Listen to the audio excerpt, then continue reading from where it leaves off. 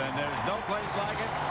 If you think about the home of the Packers in November, you think it's got to be cold, but it isn't. The day is balmy as they entertain the Tampa Bay Buccaneers. Pat Summerall here with John Madden. And John, this has not been a kind place to the Bucs, but when we talked with them last night, they were all for a man almost, to the man almost, said, we got to get back to playing like we did last week against Minnesota, to buck ball. What exactly is buck ball? Well, buck ball is playing strong defense. It's just playing like the Tampa Bay Buccaneers that we know. And it's running the ball, it's pounding the ball. Now, last week it was Mike Allstott, and I think we're going to see a lot of Mike Allstott again today. Now, Warrick Dunn was out last week. Warrick Dunn is going to play today. But I think we'll see Allstott still running the ball. I think we'll see Warrick Dunn on some first down plays and on the passing downs. But if they're going to play buck ball, they got to pound it. But to pound it, you have to get ahead. And then on defense, Monty Kiffin, their defensive coordinator, says, you know, in every game, we need Warren Sapp to put pressure on Brett Favre. And he says, and Brett Favre will throw about 4 or 5 passes that can be intercepted. He said, we have to intercept those passes and make plays out of them. John, as far as the Packers are concerned, they're coming off a bye, so they're either rested or they're rusty. But they have to get back to like they played against Baltimore, not what they did the last time out against Minnesota, don't you think? And the key is that they played here at Lambeau Field. I mean, they're a different team. Brett Favre is a different quarterback when he plays here. And you think of, you know, when they played the Ravens, that's the type of game they have to play. Not like their last game against the Minnesota Vikings. Brett Favre has to be consistent. He can't have a lot of turnovers. Ahman Green has to be able to run the ball. Then on defense, if they're going to do anything, the first thing they have to do is stop the run and contain Mike Allstott. Coming up, round 2 of the Battle of the Bay. Bucs, Packers next.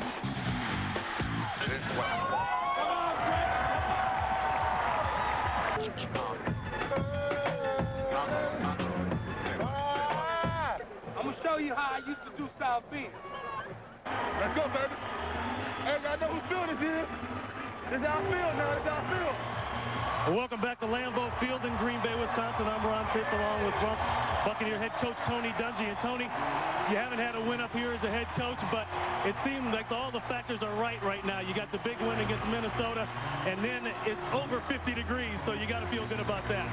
Well, I think the big thing for us, we're playing better, and we just need to get off to a fast start, and I think we need to throw the ball well to win up here. All right, good luck, Coach. Thank you. Pat, back up to you for the kickoff.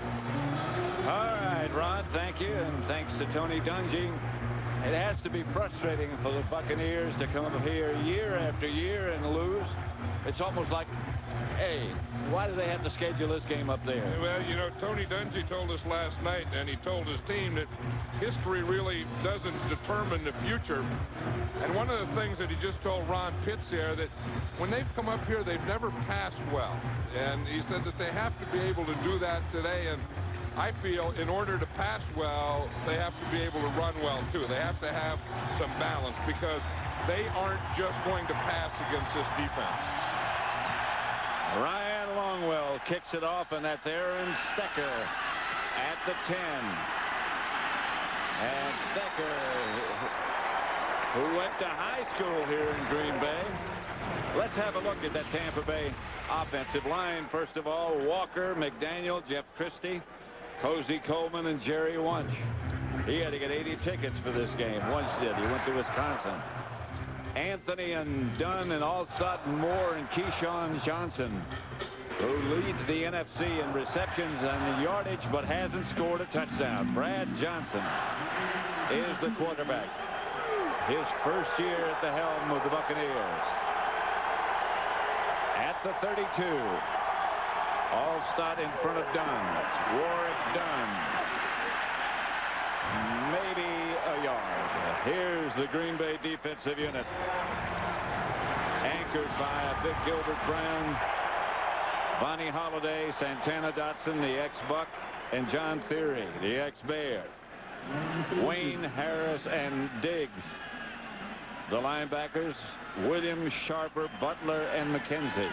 Butler has a bruised chest, so we'll keep an eye on him and see how long he can last. 3 wide receivers for Tampa Bay. And the Bucs wish they had kept an eye on him in the first down because he blitzed. Down goes Johnson. Lost the ball, I believe, momentarily, but got it back. And Tanner Dotson, number 71, fired up. You're going to see him here. Gilbert Brown right there getting a big push up the middle. And you see that's exactly what happens. He gets pressure from his left side. And then see he tries to get back out of there. Now watch, he's going to trip right here. He trips over his right tackle. Jerry Wunsch. The local guy you were just talking about, yeah. Jerry Wunsch. And that wasn't Wunsch's fault. Wunsch had pretty good position there. But Tony Dungy was just saying they want to get off to a fast start. Those first 2 plays weren't a fast start. Shotgun this time. Johnson is taken down. The ball comes out, but he was down. It's Kabir Bajamila. And Biamila is just starting out where he left off last week. Or last game. Here he is. Bajamila right there. You see he's on Kenyatta Walker. He gives him a bull rush that time. Yep. Boom, just straight into him square, and then uses his speed to go around him. Sometimes you use your speed right now. Sometimes you start off with a bull rush. Bajamila, you started off with a bull rush that time. And good coverage downfield because Johnson had time. Short kick to Allen Rossum. And Rossum taken down from behind. Looked like he might have something developing. That's Nate Webster who got down and got him. See, you're talking about the coverage here, Pat. Here's, you see, it's just a 3-man line. Here's Bajamila over there. So you see that they're going to have 8 guys in coverage. You see, so this is tough to throw into anyway because you see they have that zoned all the way there, and that gives Bajamila a little extra time to get to Brad Johnson. But that's a tough thing when you only have 3 or 4 out, and you're trying to throw into an 8-man zone. And you still get good pressure. Here's Favre back to throw it. Pass complete to Freeman. A Green Bay first down. Favre hits his first. The offensive line, and Tony Dungy really has respect for this group. Clifton, Wall, Flanagan, Rivera, and Tauscher. Corey Bradford starting in place of Bill Schrader. Ahman Green, William Henderson, the running backs. Bubba Franks, the tight end, and Freeman, who just made that reception, the other wide out. Brett Favre's record at home, and he's a different quarterback here. Ahman Green to the Tampa Bay 35. Let's look at their defense. Rice, Sapp, Canada in place of McFarland. The linebackers, Brooks, Duncan, and Quarles. And the defensive backs, Barber, Dexter, Jackson, Lynch, and Brian Kelly. Brian Kelly starting for the second week in place of Donnie Abraham. Brian Kelly just beat out Donnie Abraham. Lynch comes up on first down. Ahman Green. And there he is falling forward. You know, that's what we call the YAC, the yards after contact. In other words, how many yards does a ball carrier get after the initial contact? Ahman Green is one of the leaders in all of football in that area. In fact, Mike Sherman was telling us just a few weeks ago that every time he's hit, in the process of his falling, he gains 2 yards. Another first down for Green Bay. And Favre decides on the shotgun. A unique shotgun because the backs are behind him. And the handoff is to Ahman Green. And that's exactly why the backs are behind him. You know, usually the quarterback will be deeper than the back, so that means that every time you get in shotgun, unless it's some kind of draw, it's going to be a pass. So if you look here, you see with him up here and the back's deeper, now he can take the ball here and still hand off because the back is behind him. So he uses under ball handling right there. Then the other thing that he can do is he can fake that and have a keeper or bootleg.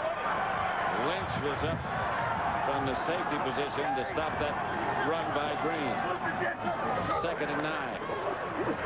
Favre drops it to Green. One-handed catch. Not enough for a first, and he took a shot from Lynch. If you're going to do anything, you got to block this guy, Warren Sapp, right here. Now when we talk to Mike Sherman, he says we're going to have 4 hands on him all the time. They had 6 that time. They started off with Marco Rivera, and he was 2, and then Flanagan brought 2 more. Look at Brett Favre there, Pat. He's so relaxed in his first quarter, he didn't even put his chin strap on. That's just forgetting. Only Brett Favre could break the hose. I don't need a chin strap. 3rd and short. Green again. And he carries him for enough, apparently, for another first. And we look here that Brett Favre broke his chin strap, and he's trying to tell the sideline that I need a new chin strap. This thing's broken. That's Chad Clifton, the left tackle, who's down. Chad Clifton's a second-year guy who's really coming along. In fact, this offensive line is a pretty good and young offensive line. Favre has taken care of that problem with the hinge strap with another helmet. This is painful. Yeah, that's been one of the strengths of this team is the 2 young defensive tackles, Mark Tauscher, who's also from the University of Wisconsin, in the process of this going on, and then Chad Clifton, a second-year guy, and he was the higher draft choice, but Tauscher started first, and at the end of last year, they were both starting. That, but you think about November in Green Bay, and there's Chad Clifton. And you can see it's his left ankle. Watch Chad Clifton right there. You see, he gets rolled up upon on that left ankle. He gets rolled on. He gets rolled up upon it. Rolled up upon is good. You just don't think about it as football. Freeman, strike from Favre.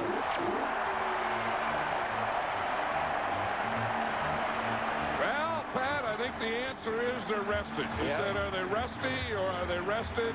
And the Green Bay Packers on this initial drive, they look rested. From 21 yards out.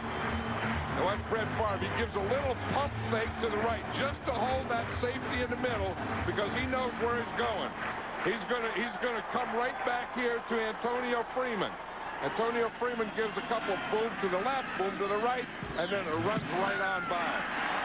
Brett Favre looked off just enough to keep the safety in the middle. And nobody else could throw that pass quite that well. Jackson, he's the guy that I said that Brett Favre is going to hold because John Lynch comes up. Here's Antonio Freeman. He's going to make his move and go right to this hole. Brett Favre, by looking to this side, just holds Jackson enough there that lets Antonio Freeman get there. Watch him see Antonio Freeman. He makes that move there. Now Jackson was held just enough. You see, he was 2 steps away from it, but that look that Brett Favre gave to the right bought those 2 steps. Longwell's kickoff bounces to Rabah Abdullah up to the 30 or close to it. The ball must have come loose. It was a scramble, but it's Buccaneer ball with the Packers leading 7-0. 30, Green Bay leading 7-0. Brad Johnson, Jameel Cook in front of Mike Allstott in the backfield. And this is where they want to start pounding or faking the pound.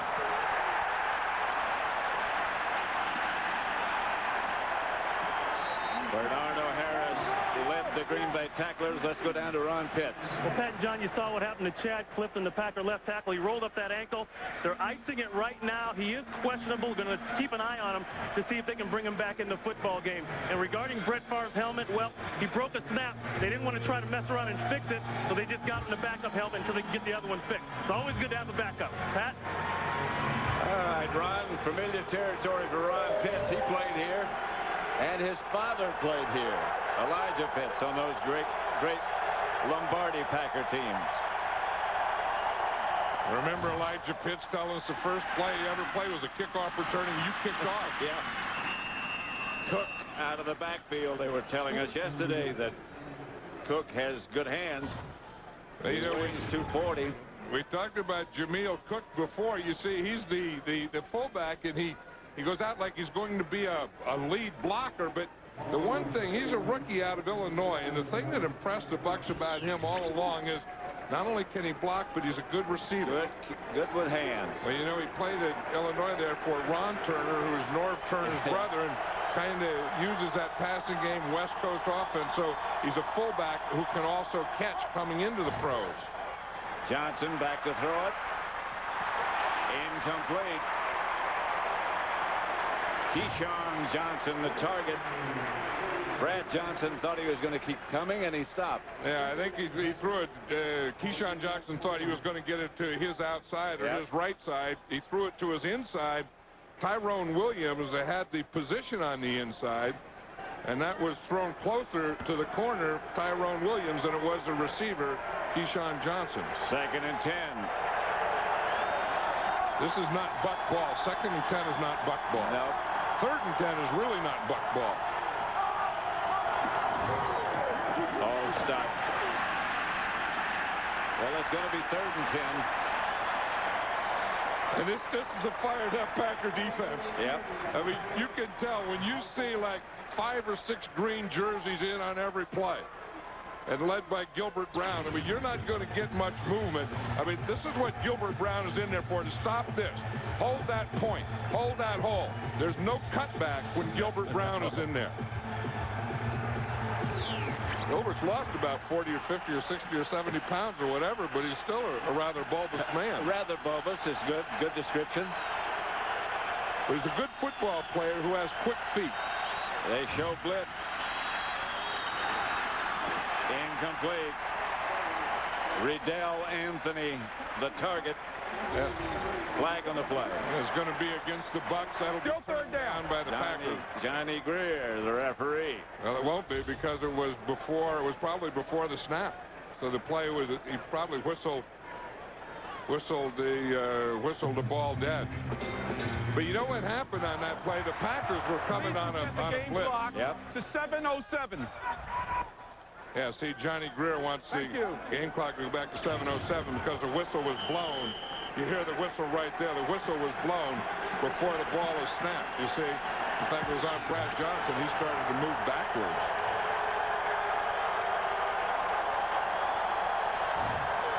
Johnson gets a free down, and he's going again. That's Warwick Dunn, whose head was almost removed. And the Bucs will have to punt again. But on that play before that was blown dead, one of the things Brad Johnson says is there are some keys. And he said when they blitz, he said that's when I want to get the deep ball. And he said I have to make 3 or 4 of those plays during this game. Alan Rossum back deep for Mark Royals punt. Doesn't get all of it, but it takes a Buccaneer bounce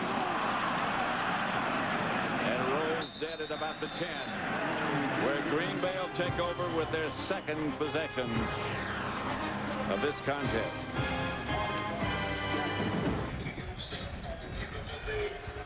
You ever milk a cow, John? No, I never milked a cow, but I know my Guernseys. I also know that this is going to be a battle all day. You see, Warren Sapp and Brett Favre, not only does Sapp chase him all day, but he talks to him all day. Here's Favre. That's that play you were talking about. And he gets the first down out to the 25. Yep, Just shy of the 25. That's the old keeper. You know, you always check the end man on the line of scrimmage. I'll tell you what the whole thing is keyed on. It's right here, the end man on the line of scrimmage. If you start your back this way and he comes here, then you know that you got a keeper to his side. But you key this guy right here. He has contained. You see what he does? Whoops. And that's exactly what he says, or something like that, when the quarterback gets the keeper outside him. It's usually like a big old oops. And now watch Simeon Rice. That'll slow him down. He's got to back out of there. His own blitz. Pass knocked away by Kelly, Brian Kelly. Yeah, he looked like he was a little too cool on that play. Yeah, I mean, he had pretty good position. I don't know that he couldn't have maybe intercepted that ball. That's a pretty good... That's a good play to knock it down, but he looked like he was satisfied to knock it down. Well, that's easy for me to say, though, huh? He's been starting for 2 weeks. Yeah, but he plays a lot. I mean, he was a nickel back, and the thing is, he beat out Donnie Abraham, and last year, Donnie Abraham was in the Pro Bowl. So he looks pretty cool. That's Ahman Green. Nothing doing. They ran right into John Lynch. You know, we always talk about 8 men up, and when you bring your 8th man up, the 8th man is the safety. And when it's a safety, it's going to be John Lynch. And you're going to see, here's John Lynch right here. And he's like half safety, half linebacker. Good-looking guy, kind of clean dirt. And he is a tough guy. And he gets right in the hole. You just see him. When the safety that comes up, the 8 in the box, all that stuff we talk about, and it's number 47, John Lynch. He's up there to hurt somebody, do some damage. Yeah, I mean, he's a hitter. The thing that he talks about is you always get through something, and John Lynch does as good a job as getting through stuff as anyone. This time he's dropping deep. Ahman Green makes the reception, gets up to the 40, and on 3rd and long, the Packers get it. Jamie Duncan. I was just going to say, anytime that they get in 3rd and long, see, Pat, this is where you say Lynch was deep here. This is what they call the cover 2 shell. Now, anytime they're in a cover 2 shell, they think that they can get these check downs or check throughs because everyone gets so deep that they vacate that area. Now, watch the area. You see how deep they get? And then they vacate this area here, and the Packers feel that that's the way to get 1st down. And they just got one. But Ahman Green has to make a run, and the Tampa Bay Buccaneers have to miss a tackle. 15-yard pickup. Green. By Jamie Duncan. Yeah, the linebackers of these Buccaneer teams are so fast that it's tough to outrun them. You know, that's the old thing that you try and do. And Ahman Green has speed and tries to use that speed to get to the outside, but Jamie Duncan has speed. All those Derrick Brooks has speed. All those guys are about the same size, and they can all run, as you say. Yeah, but none of them can run like Brooks. I mean, Brooks is the guy that he's a little banged up this year, but when he's healthy, he can run better than any linebacker on the football. Here's Favre.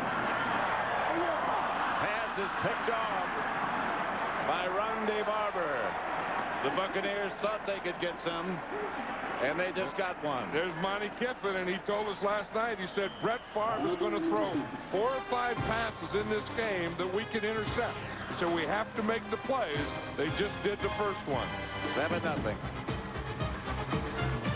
They're saying that the pass was an incomplete pass. Tampa Bay is challenging that? I don't believe that. No, Green Bay is challenging. Here it is right here. Ronde Barber has great coverage on Antonio Freeman. Gets a little push there, gets underneath. Now, he didn't have control up on top, but remember they put that new rule in. If you have control of the ball, part of the football can touch the ground. So he doesn't have control here. So he doesn't have control of the ball here. Now, does he get control of it before he goes to the ground? Well, he's got his arms under it. Yeah, but part of the ball does hit the ground. The point of the ball, yeah, you're right. But that's okay now. Yeah.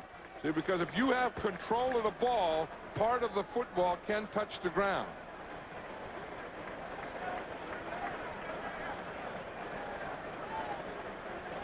And now watch Antonio Freeman. He saw that ball there. Now watch him run off here. He's going off to tell him that, hey, challenge this thing. That ball hit the ground. That's not an interception.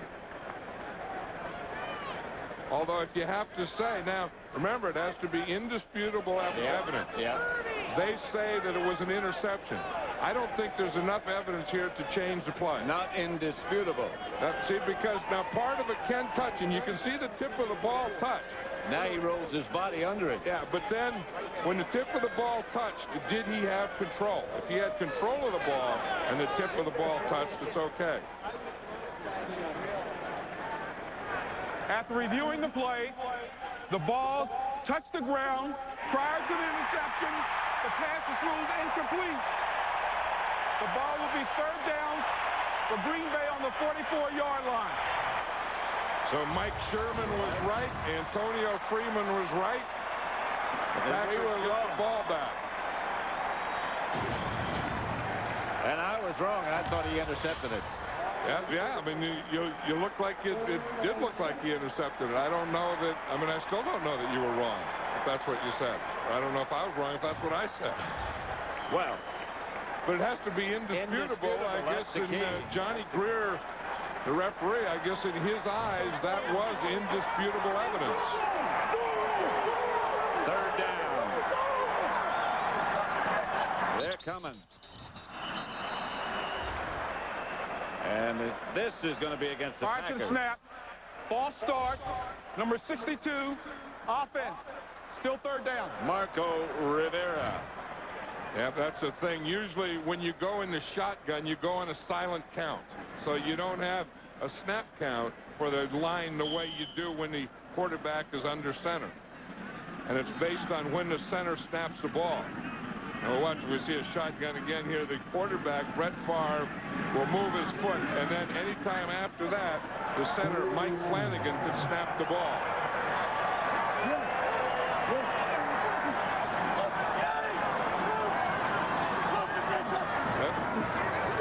Shotgun for Favre, and he drops it underneath. And Ahman Green is stopped by Sheldon Quarles, short of the first down right now for a game break. Let's go to James Brown in Los Angeles. Hey, Pat, take a look at this Dallas defense. Last week forcing 4 fumbles against the Cardinals. Here forcing one. Chris forces a fumble. Noble recovers it. And the Cowboys capitalize. Sterner looking awfully efficient. 6 of 6. Here hooking up with Jordy Galloway. 10-0 Cowboys. Back to Pat and John. Oh, what happened to the Giants? I don't know. Let's go! You used to play for them. What happened to their defense? That's Carl Williams, and there's a flag on the play.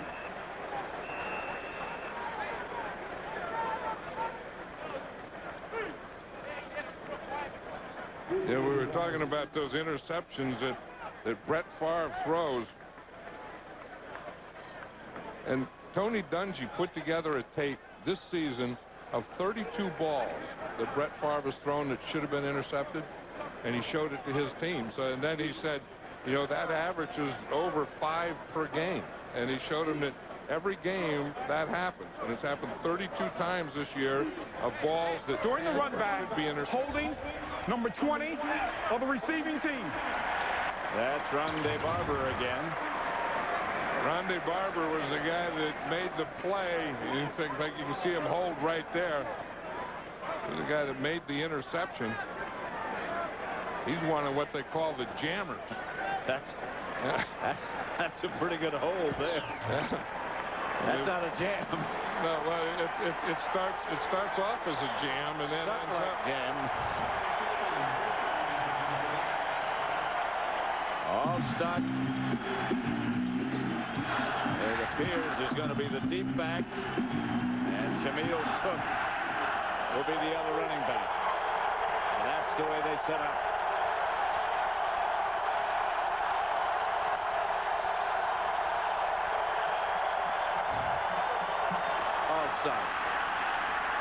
Behind the line. Boy, they're giving them nothing in there. You know, you talk about those jammers. They're the 2 outside guys that hold up the outside guy on a punt return. And Mike Sherman was telling us his first year as an assistant with the Green Bay Packers that they had an offensive line coach named Tom Levatt, and he'd always say, watch the jammers on every punt.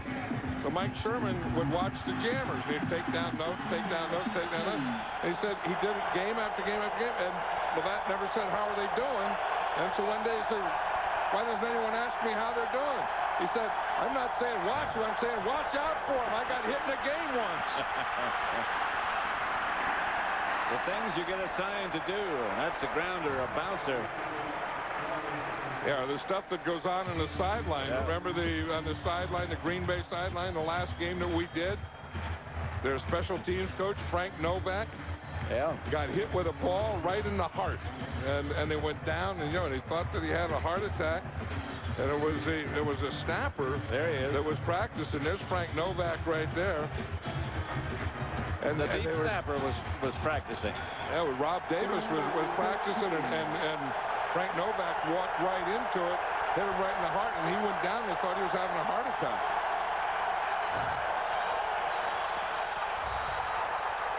Holding or something. A flag comes down from Johnny Greer. Yeah, that's an illegal motion again against the offense, and a whistle Prior to the snap, false start. Yep. Number 67, offense. Kenyatta Walker.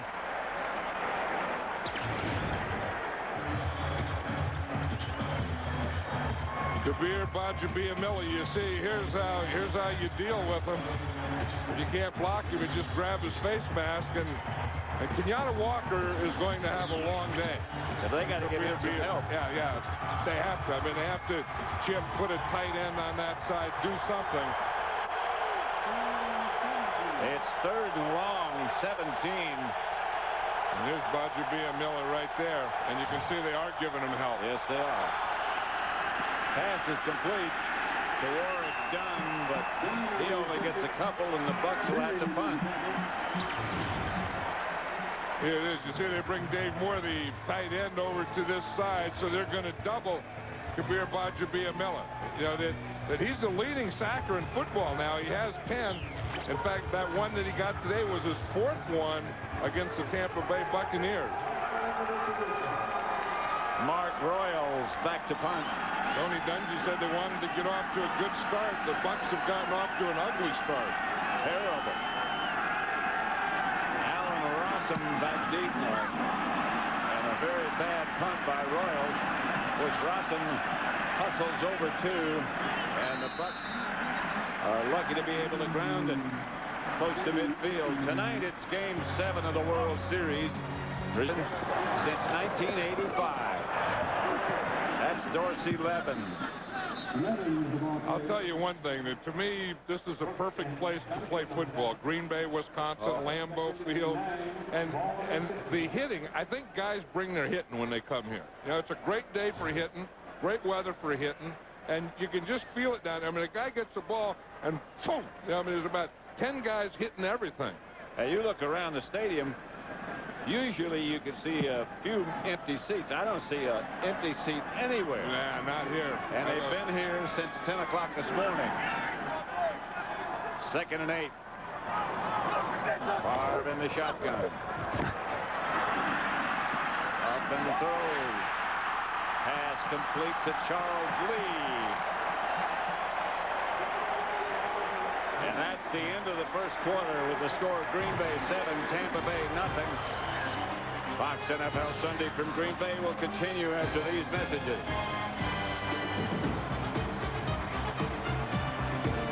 Start the second quarter here. The first quarter stats. Yeah, look at this. The Bucs -1 rushing. That's not Buck ball. And then look here. 120 total yards for the Packers.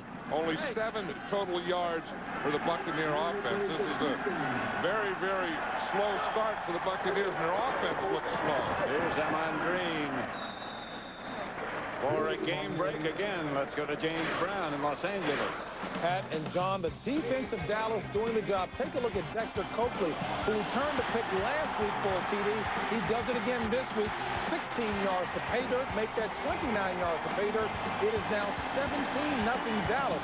Boy, Jim Fossil hasn't lost 4 straight in his career. Back to Pat and John. Boy, that's a shocker, isn't it? Break up the Cowboys. Yeah. They're a dynasty. They're going for 3 in a row. Green again inside the 20. There's one of the all-time greats, huh, Pat? Reggie White. I think, you know, when people ask who's the best defensive lineman that we've seen over the years, I don't think I've ever seen a better one. No, than Reggie White. And, you know, and he could always come up with a big play when you needed it. You know, when you needed a sack, that's when Reggie White would come up with a sack. He was a defensive player who could take over a game.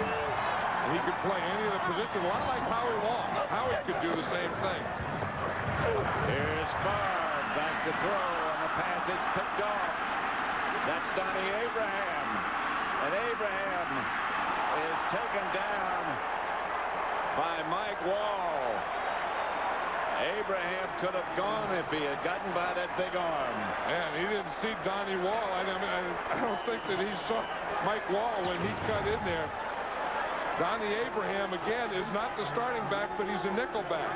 You see, it's that same type of thing that Rondé Barber intercepted earlier. That crossing pattern to Antonio Freeman. That time, Donnie Abraham got the jump, cut in, didn't see Mike Wall.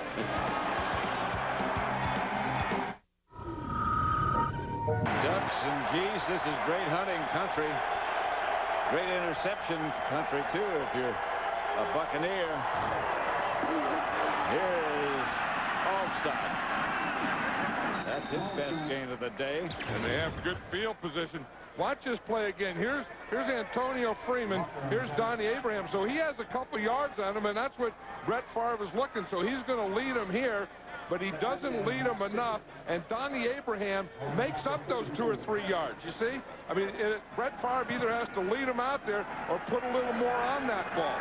You see, because he let Donnie Abraham, Antonio Freeman had the thing, and he let Donnie Abraham get out there. And then you saw that hit that Mike Wall put on Donnie Abraham at the end. Allstott again. Try to cut it back to the outside, not quite to the 30. Here's Mike Allstott's parents. You know, there was a Jeannie and Dennis. Jeannie and Dennis, there was a time where they came to every game. And, you know, from Little League all the way through high school, all the way through Purdue. In his first few years with the Tampa Bay Buccaneers, he told us last night they don't make every game anymore, but they make a big part of them. But at one time, they had never missed a game of his playing in his life.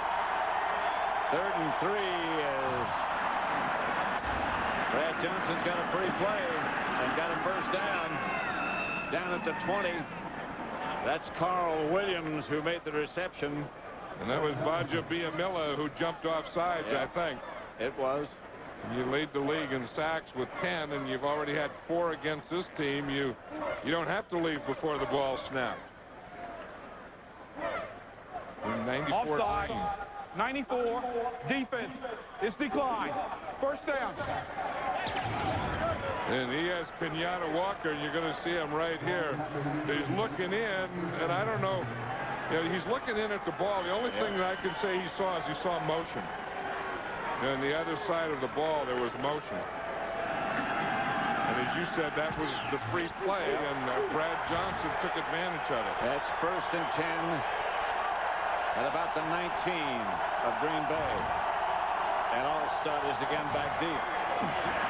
But Brad Johnson's going to throw and take his shot. He's got a man open in the end zone, but he overthrew him. Riddell Anthony had some time and had the Packers beat. Well, he waited too long. Brad Johnson waited too long. That's something that when we used to throw that ball to the second pylon, you have to throw it when he's on the 10-yard line. You can't wait. See, if you're going to throw it, boom, you have to throw it right there. Then you throw it to this second pylon. And that ball was thrown way too late. I mean, that ball had to be thrown 2 counts before it was thrown. He had to be able to see him open before he threw it. And I think he did. 2nd and 10. Here comes the blitz, and there's Allstott. Down to about the 15. Stopped by Nate Wayne and Darren Sharper. Darren Sharper made a heck of a play on that. You know, he's blitzing more now than LeRoy Butler, and he comes up and he chases that all the way across the field. He's going to come up on the outside. Here he is right here. And he's blitzing from that backside. They're running away from the blitz, and he chases it down. 3rd and 6 make it.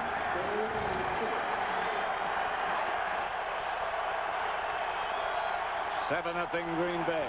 See how deep the safeties are. This is when you have to get something underneath. Brad Johnson incomplete.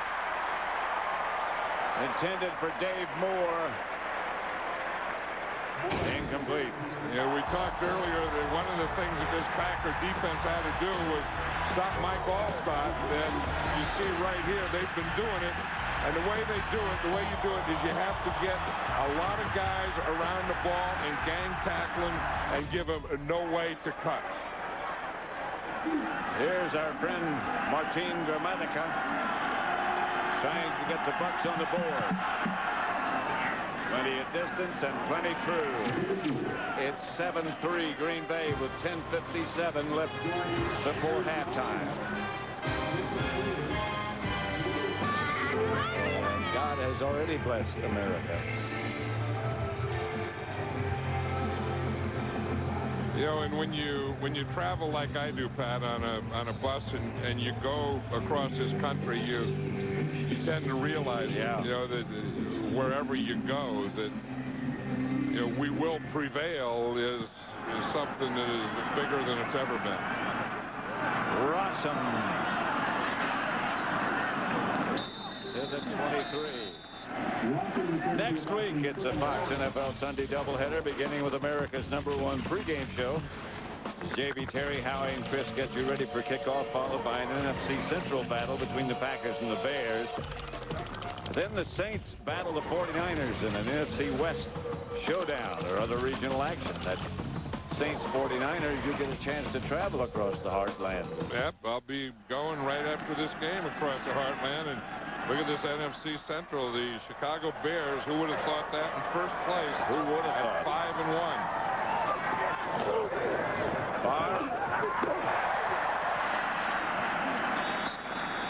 Green, and again for a game break, let's return to James Brown in Los Angeles. Pat and John, the education of the rookie quarterback Chris Winkie continues here, throwing his 12th pick of the season. That's the most in the NFC.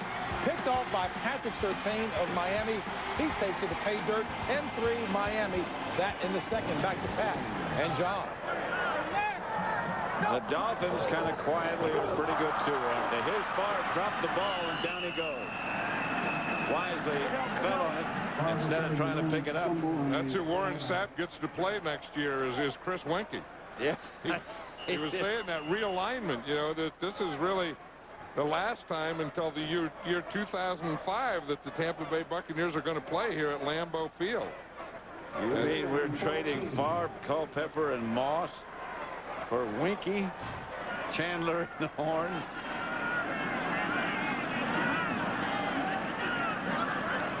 Yep, it's, you know, even though the Bucs haven't had a lot of success here, they really talk fondly of Lambeau Field and coming to Green Bay and the tradition and so on. There's Favre on third down, pass complete, not enough for first. Ahman Green. Looks like Favre is losing a little of his confidence right now. Here's the realignment we're talking about. You can see the North will be Chicago, Detroit, Green Bay, and Minnesota. Then the new one will be the South, Atlanta, Carolina, New Orleans, and Tampa Bay. And it'll be Dallas, New York, Philadelphia, Washington will be one, and then so on. Carl Williams back deep for Josh Bidwell's punt. You think we can stay on him next time? Thank you. I hear someone saying, you think you can stay on him next time? That sounds like some coach talking to challenging a player. Williams slides and flags come flying all over the place. But doesn't this seem like the type of game that we've seen more often, where one team, in this case was the Green Bay Packers, has the momentum, they have the plays, they have the field position, they have the yardage, but they don't take advantage of it. And when they don't, it always seems to come back and haunt them. Especially if one of those teams is the Tampa Bay Buccaneers. The kicking team downfield. I think the best description I've heard of them. The penalty is declined. One of the best descriptions I've heard of them is what you said before. When you think of the Buccaneers, you think of 9. 9 points. Yeah. On the sideline, Warren Sapp. Well, you know what, Kiffin. You know what they're talking about? You can see Monty Kiffin, he started to get down in a stance. Warren Sapp was talking about who has what gap. See, every defensive player is responsible for a gap. And when they got gashed on a play, there was someone not in that gap. Here's Warwick Dunn. No gain.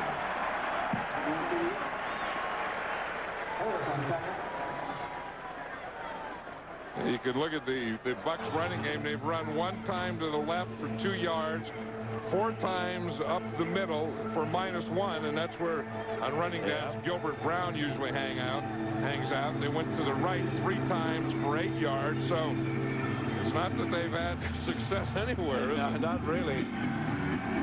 But But the thing is, if you're going to run inside on the running down, Is Dunn hurt again? yeah, you know, Warwick Dunn has a bad toe and hamstring. Johnson has time. Misses the target. Stecker high over his head. You know, one thing that, you know, the Buccaneers talk about they have to do is be able to run the ball, establish the line of scrimmage, those types of things. And the other thing is get the ball to Keyshawn Johnson, who's their possession receiver, and they have yet to get a pass to Keyshawn Johnson. And I think that we're talking about who's involved and who has to get involved in the offense.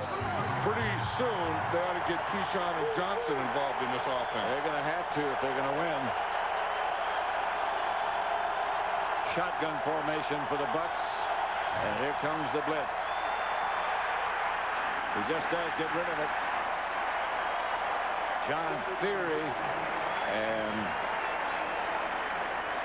number 94. If Kabir Bajabiamila, you know, if he could play every game against the Tampa Bay Buccaneers, he would be in a class of Reggie White as far as getting sacked. He'd be like Deacon Jones and those guys. Yeah. I mean, if he's not getting a sack, he's awfully close, and he was on that last one. Rawson back deep for Royals punt. Fair catch, but he has to let it bounce, and does, and again it takes a Buccaneer bounce for a while. Down inside the 20, about the 18, where Green Bay takes over. They lead at 7-3. You see some of the new construction that's being done on Lambeau Field. This place is going to be enlarged considerably, but it's not going to lose, they hope, the feeling of Lambeau. Yeah, I hope they don't foul it up. I mean, you know, these are the places where they don't even have seats. You know, they still have benches down here. Ball start. Fans sit on benches. 88 offense. Still first down. Bubba Franks, there's the outside.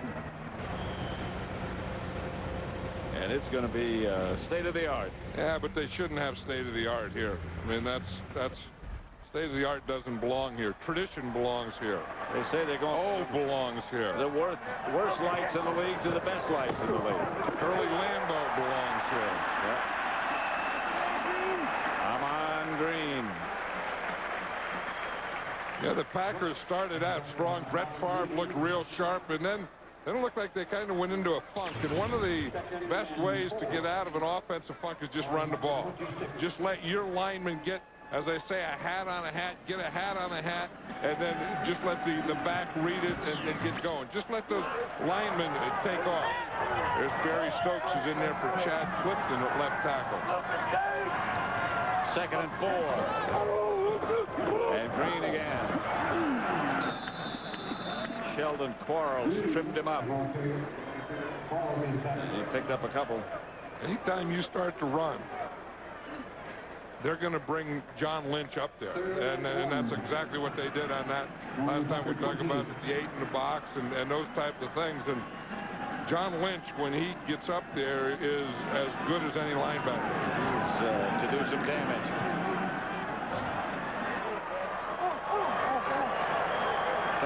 Short. And now we'll see Lynch. He'll come up here and see it. He's right on the line with the linebackers. Ahman Green breaks a couple tackles and still churns. Lost the ball.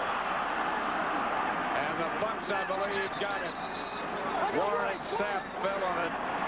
And that's what happens when you try to dig for extra yardage. Yeah, but if you don't try and dig for extra yardage, you just go down. I mean, and that's been Ahman Green's problem. He had the first. That's the thing. That's the thing that they talked about, and that's why Mike Holmgren traded him away. But I like the effort. I mean he's playing. He's just going. And then he broke about 5 or 6 tackles before he did that. Dexter Jackson was the buck that pulled it loose. Yeah, and he was a free safety. We showed how John Lynch, the strong safety, was up there. Then Dexter Jackson got up there on that second layer. Brad Johnson, the quarterback for Tampa Bay, and he so far has looked out of sync. Yeah, he looks like he's in a funk. Here's Allstott. And Allstott hammers for just a few. And part of it is that they haven't gotten the running game going yet. Oh, Gilbert Brown's doing doing the shovel, the old grave digger. Yeah. He's trying to get these fans fired up. They're fired up. Here's Gilbert. You just see him take on his guy, hold it, wait for that cutback, and when it comes, it's all yours. He and that guy have played against each other for a long time. Yep, Randall McDaniel, Gilbert Brown won that contest. Yes, he did. He pushed Randall McDaniel back into his backfield. But you see, even defensive linemen have to have a little patience to let the ball come to you. Here's Brad Johnson looking and pointing, and now he takes off, and he's got a first down and more. Johnson down inside the Green Bay 20, taken down by Sharper. And he had to run away from number 90, Bonnie Holiday, on that play. Because Holiday was the guy that was there, and you're going to see him. He's right here. He's coming from this backside. He gets the pressure right there. Now Brad Johnson is waiting for a receiver to open up. Now, he knows if he waits another step, Holiday's going to be there. There's Jameel Cook, the fullback. He gets a heck of a block out there for Brad Johnson. That's the old pancake. You don't want that when you get up the next day. You don't want the back of your jersey to have mud on it. No. You don't want the back of your helmet to have mud on it. First down, Packers showing blitz. Johnson back, and there's the blitz. Nate Wayne from the outside. You get down inside the 20 with a first down against Green Bay, and you're going to see a blitz. You're going to see the blitz. That's the thing that they have to. You get in field goal range, and then what they try and do is knock you out of field goal range. At the blitz, they slid the line away, and then you see that they had the free guy coming from the outside. The offensive coordinator of the Tampa Bay Buccaneers, Clyde Christensen, looking at that list, trying to find the play. Second and long is a tough thing. You better be looking at two plays. Second and very long. And Johnson drops the throw. And throws. Pass is caught by Keyshawn Johnson at the 5 on his knees. And that was Keyshawn Johnson's first pass reception. We said that eventually we know that he has to get into the game. And you're going to see he just comes from the inside, then goes to the outside, and comes back in, and Brad Johnson hits him perfectly. Now that's a pretty good throw. It's a perfect throw. I mean, one thing about Keyshawn Johnson is he has a big body, so he can use his body to get position, but he doesn't get a lot of separation because he doesn't have a lot of speed. And unless he can push off or use his body to get separation, you have to throw that ball in some pretty tight spots when you throw it to Keyshawn. 22-yard pass completion, got him inside the 5. All-stop is to about the 3 and knocked backwards. And this is where they would like to run All-Star. You know, it seems like every time you think of Mike Allstott highlights, don't you think of him about this area right here? Yeah, you do. About the 5-yard line and bouncing off the pile and then into the end zone. And over the years, this is where he's made his runs, and either starting in the middle or to the left, and then, as you say, bouncing off a pile, keep those legs driving. Well, in the first game against the Packers, he ran from 39 yards out to score the winning touchdown. He's deep this time. Fake to Allstott. Johnson outside the 12-yard line, taken down by John Theory.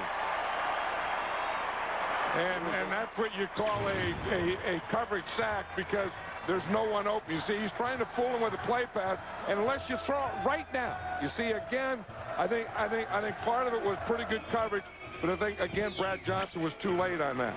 Well, he was going to try to run that play that they ran earlier where he hit the fullback Cook. Jameel Cook is right there. I mean, he has to come, boom, right now, throw it right now. You see, and then he waits. Now it's too late. Yep. Well, now he's out of bounds. He's gone. But that's at least the second time that Brad Johnson has waited too long. Third down. Touchdown. Dave Moore. And he didn't wait too long then. I see you there. I'll tell you, Brad Johnson didn't wait too long on that one. He didn't. I mean, he came back, and that back foot is going to plant, and he's going to see Dave Moore is right there. Watch him, boom, he gives a little fight, and then pops it right in there. That was in that window. That was a window perfect was throw. closing. You see that little move, just kind of a little out and in or stop and go or whatever it was. But he let Dave Moore make his move, and then, boom, he just put it right in there. Grammaticus extra point is good. There's a flag on the play, however. The extra point was good. Whatever it was, both of those deep officials saw it. Brad Johnson's over there accepting congratulations. Yeah. It's against Green Bay. Remember what happened when Kurt Warner did that in New York? 12 men on the extra point kick. The kick is good. We'll penalize on the kickoff. 10-0 is the score. 10-7 is the score with 2 minutes left. 2:02 in the first half.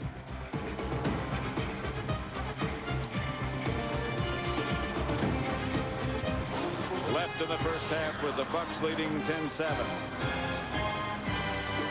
Lambeau Field 10-7 Tampa Bay over Green Bay. 1 minute and 57 seconds left in the first half. Green Bay ball their own 20. Green Bay came out like they were fired up and they played hard early. They did. Then they looked like they lost their sense of urgency, and I think, whatever that was that they had, they have to get it back. And now's not a bad time to start getting it back. They came out in a sort of a hurry-up mode. Yeah, they looked real good. I mean, they were sharp, boom, boom, boom, and then, of course, it's those turnovers. I mean, one side, Tampa Bay says we need turnovers. On the other side, Green Bay said we can't have them. Favre batted down. Brett Johnson threw that pass for a touchdown a moment ago. And you see what happened. He went over and shook hands with that guy. What happened is that guy in the black shirt had been giving him a bad time, and Brad Johnson said something to him. And then after he said it, he went back and apologized to him. And then he went back again, and he's throwing him his wristband. But it's that guy in the black shirt. He was getting on Brad Johnson. Brad Johnson said something to him, didn't like what he said, threw a touchdown, come back, went over, and apologized to the guy. The guy wasn't sure if he wanted to. Well, he didn't know why he was coming over there. He didn't know whether he was going up or down. And down he goes, a flag on the play. That's going to be roughing the passer. Brooks is going to be called for rushing the passer. Yep, that's what roughing they're the going to passer. say. Derrick Brooks puts his hands up in the air, both palms out. That means that he didn't do it. Or he's saying that he didn't do it. Johnny Greer says he did. Again, after the quarterback throws the ball. Roughing the passer, number 55, defense. Blow leading with the forearm. First down. He doesn't believe I did it. Well, again, it's not saying that it's roughing the quarterback. You said it's a blow with the forearm. It's that left arm. You see that? That's what Johnny Greer saw, was that left arm going up to his head right there. That's pretty close. Yeah, but they're not letting them take blows to the head. Ahman Green crosses midfield. Packers still have a lot of time at all three of their timeouts. Yeah, and this is what they have to do, is kind of speed up and, get the ball to Ahman Green and have him not fumble and Brett Favre throw it and not throw interception. Favre back to throw and throws quickly. That's Donald Driver who makes the reception, and a Packer first down as well. You were just saying that they didn't have a sense of urgency offensively. It didn't look like they did, but they look like they've gotten one, doesn't it? Yes, they do. And now they use a timeout, so they'll have 2 left. Blitz and coming free, and Favre stepped away from it. And that was John Lynch. And it was John Lynch who came free and missed. Oh, here comes the flag on the play. Watch John Lynch is number 47. He's coming up free, as you said. Brett Favre has that little move, that Ole move, where he puts the ball up and just gives you the side of his body. Delay. Defense. Number 99 with would not get off the ball. This is Warren Sapp who would not get off the ball. Yeah, and that can do some harm to the ball, too. Yep. Let's see. That's the thing. Well, you know, they're going hurry up, seeing Brett Favre's trying to get up to get back to the huddle, and Sapp's not going to let him get up. He got off the ball. He just wouldn't get off Favre, who had the ball. Green taken down.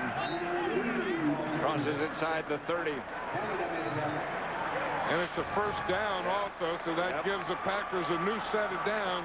And remember, they still have 2 timeouts. Clock running down to 45 seconds now. Favre back to throw it. Standing in the pocket for a long time. Finally throws up the middle to David Martin at the Buccaneer 19-yard line. Green Bay timeout. Now they have 1 left.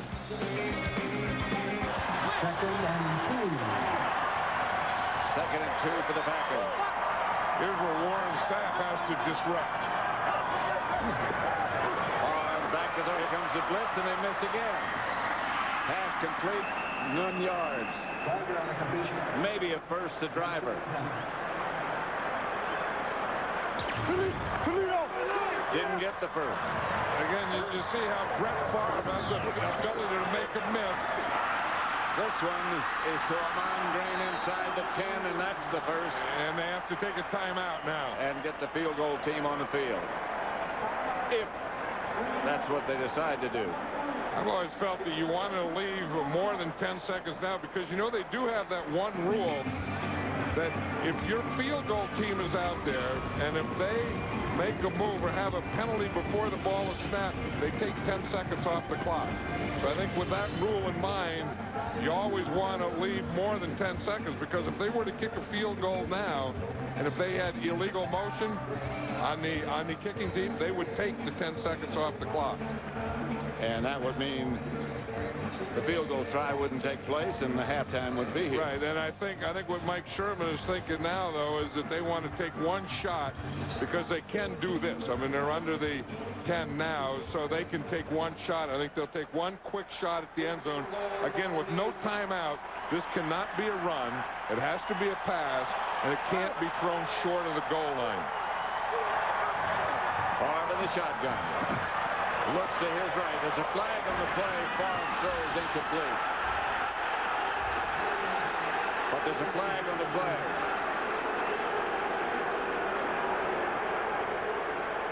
It's against Green Bay. Looked like the signal was illegal chop block. It was called by the umpire, who usually calls holding. He's the official behind the defensive line. But that signal, I think, is illegal chop block. Personal foul, chop block, number 58, offense. Still first down.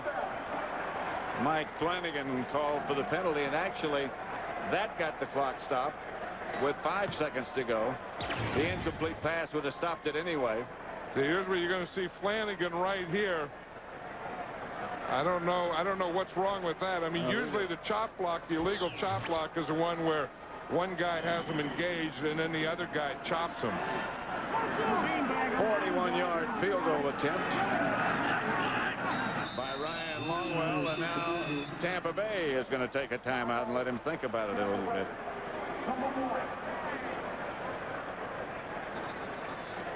I don't know if they were taking a timeout for that or to get a defense straight, because part of the, even though it is a field goal, you know, you still have a defense call. And you're going to have a push up the middle, and you're going to have a rush from the right side or the left side, but you do have to have the tight ends and the wings and the holder covered. So you have to have your coverage, your front, and the side of the block. Sounds like a lot to do. Well, there is. I mean, sometimes you just think that your big old guys just lean up against each other on field goals, but there are assignments and there are coverages and responsibilities in case there's a fake. 41 yards out for Ryan Longwell. If they kick. 41 to tie it.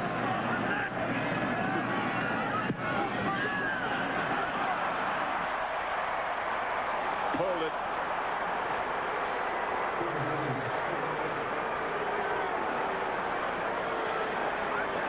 That was Ryan Longwell's 6th field goal miss of the year. That's more than he had all of last year. But I tell you one thing about this Tampa Bay team in this first half, they just hung in there, didn't they? They sure did. Let's go down to Ron Pitts. Tony, your defense doing the job one more time. Big stop there. Missed field goal. They've been good all day so far. Yeah, we're not playing great ball yet. Hopefully we can pick it up in the second half, but we made some big plays to save us. Keyshawn only has 1 catch. Will you try to get him the ball more as well as try to push the ball down the field? Well, they're blitzing us some, so yeah, we got to pick up their blitzes, go and diagram that, and see if we can get some big plays up the field, especially to Keyshawn. How about special teams? Any adjustments there? Not really. We just got to play a little bit better ball, a little bit more solid, and we'll be okay. Fortunately, we've got the lead. All right, Tony. Good luck second half. Pat, back up to you. These are 2 coaches, both Mike Sherman and Tony Dungy, who really have a great respect for the game and a passion about the game. They really love what they do. And you know, 10-7. I mean, this is just a heavyweight fight that's gone about 5 rounds, and the guys are still sparring, and no one has taken over this game. And you come out, you're all fired up, then you play 1 half. Now you got to go in at halftime, and it's who makes the best adjustments. And that's always been a mystery. Who makes it 7 at the half? Brett Favre started off like a house of fire. Just a few seconds ago, Ron Pitts had a chance to talk with Mike Sherman, the Packer coach. All right, Coach, you started off the first half pretty good, kind of tailed off at the end. What adjustments did you make offensively? Well, I tell you, we just have not. We're moving the ball okay. We just beating ourselves at times with penalties, fumbles, and turnovers, and we have to play within ourselves and not do that, not beat ourselves. You said earlier in the week about getting 4 hands on Warren Sapp. Have you been able to do that pretty much? Yeah, I think we've been pretty good so far. Of course, we got to play him all 4 quarters, so we'll continue to try to neutralize him. But we just got to stop beating ourselves in the second half.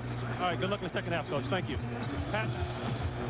All right, both teams back, Ron, ready for the second half beginning. Rossum is back deep to return the kickoff for Green Bay. And I think the big thing that Mike Sherman was talking about as we look at some of the halftime remnants out there is that the Bucs haven't had a turnover and the Packers have had 2, and basically that's the difference. That's Rossum who fielded the kickoff. Down just short of the 20. Halftime statistics. They were one-sided for the Packers after 1.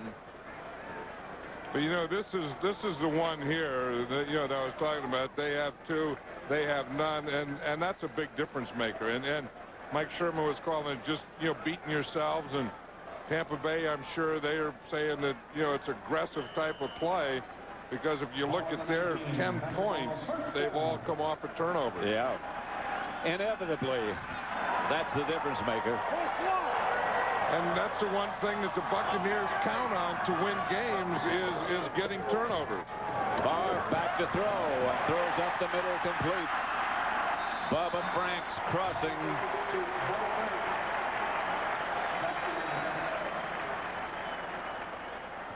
Here you see where Brett Favre threw the ball, and you can see it's not a lot of deep pass, and he has one here over 20 yards, and then, of course, the touchdown was right at 20.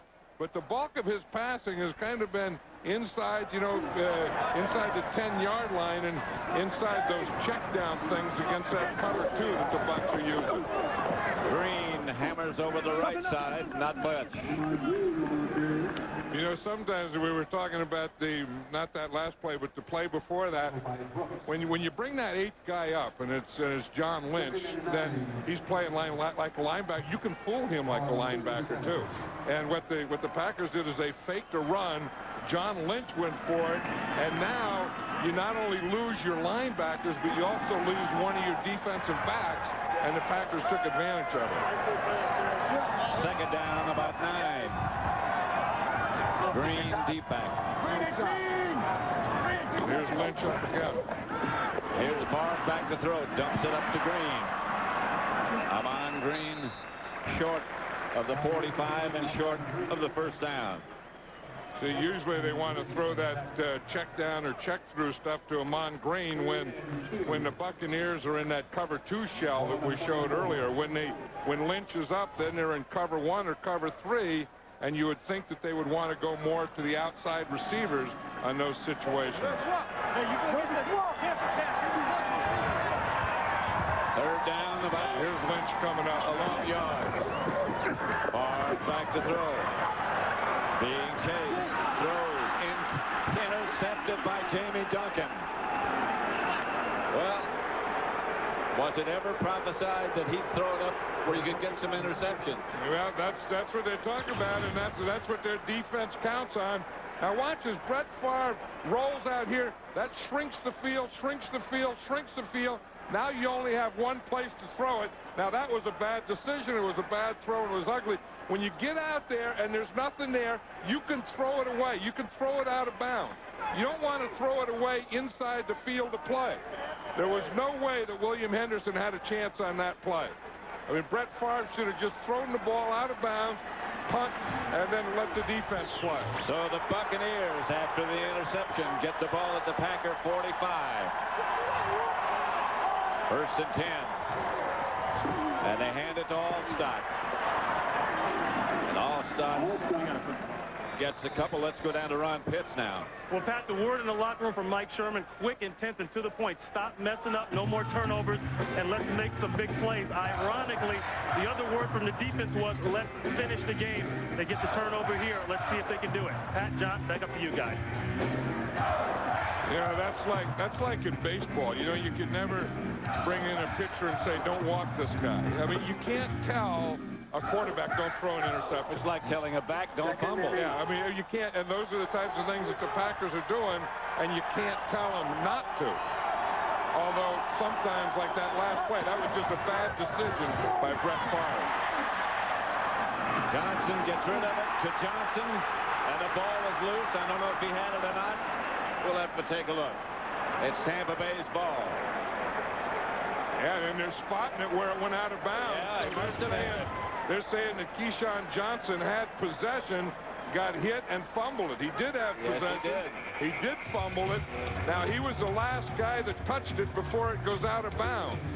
See, the ball goes out of bounds, and then so it's at that spot. It's going to be the Bucs ball at the spot where it goes out of bounds. Nate Wayne is the guy who knocks it loose right there. Keyshawn Johnson was the last guy who had control of it.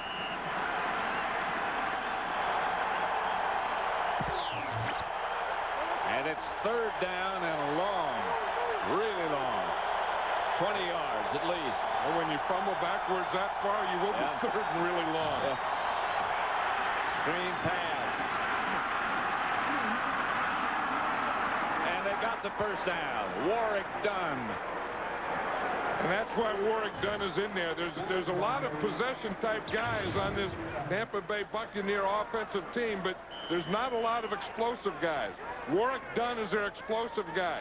Screen pass, good blocking out there. In fact, a couple of great blocks, missed tackle, and then Warwick Dunn knows where that first down marker is and just stretches out to get the first down. Well, they're going to measure now. They must have moved it back from where it appeared he went down. But it looks like raw eyes. I'm just looking with my raw eyes. That looks like that ball is in front of the marker.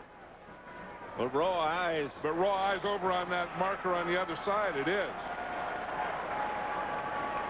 The marker right there, it's like 1 or 2 chain lengths. What are raw eyes anyway? In other words, you don't have any help. I mean, I don't have any binoculars. I don't have any glasses. I don't have anything. I'm just looking with my raw eyes. It sounds like your eyes are burning. No, just raw. I mean, that's all you use. Like, eat a raw potato, not a baked potato. But anyway, the raw eyes didn't work because it looked like it was beyond. So now they got fourth and about 2 chain lengths. And they're going for it. And this, to me, is a Brad Johnson quarterback sneak down. Yep, they got all shot deep, but it's a Brad Johnson sneak. And the ball's loose again. I think the ball was already down. I think it was already down.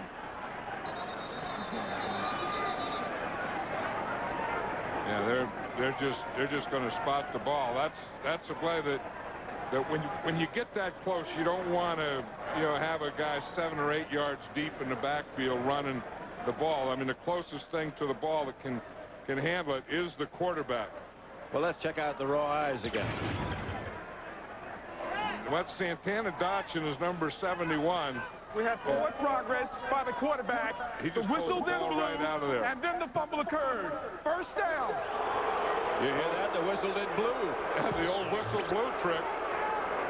Santana Dotson, an old veteran who's, played here for a long time, played for Tampa Bay. He pulled that ball out of there. It looked like before Brad Johnson went down, but Johnny Greer said the whistle blew. Brad Johnson has some protection and has a completion. Riddell Anthony got another Buck first down. Yeah, and again, it starts with good pass protection. Riddell Anthony gets the inside right there. Then you hold the inside, and then you want to get that ball in there in that hole between the corner and before the safety gets there.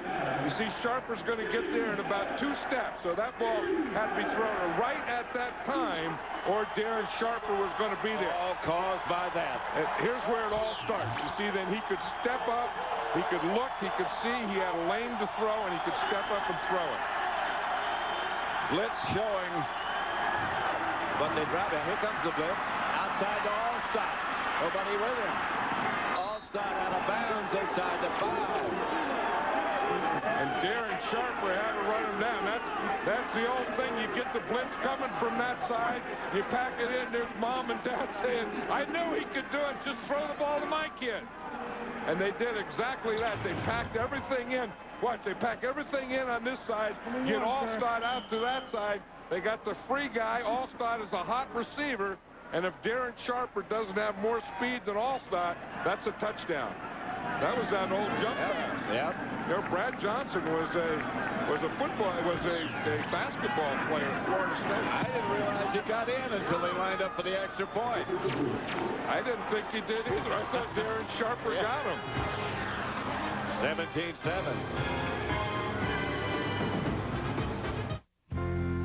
Dad, Timmy hit a home run.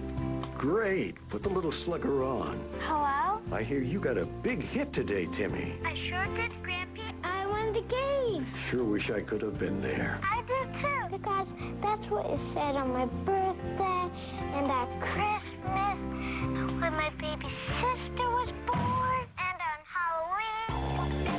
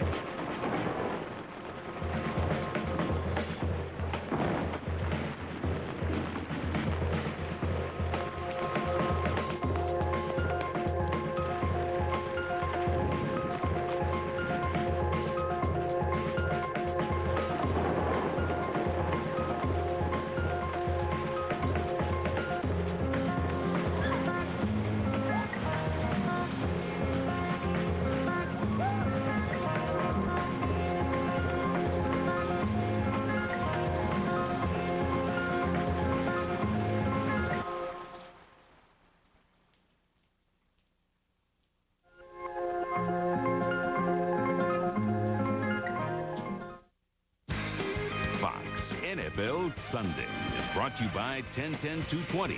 Dial it, and all calls up to 20 minutes are only 99 cents.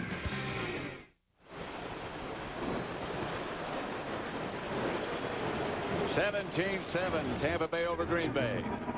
Watch the play again. We're going to see Allstott's going to come out here. They pack everything in. Here's Darren Sharper. He's one of the guys on the blitz, and he's going to come all the way back, and he's going to try and knock Allstott out of bounds right at the goal line. Allstott outruns him and gets the ball in right there. Again, the pylon is out of bounds, but the ball was inside the pylon.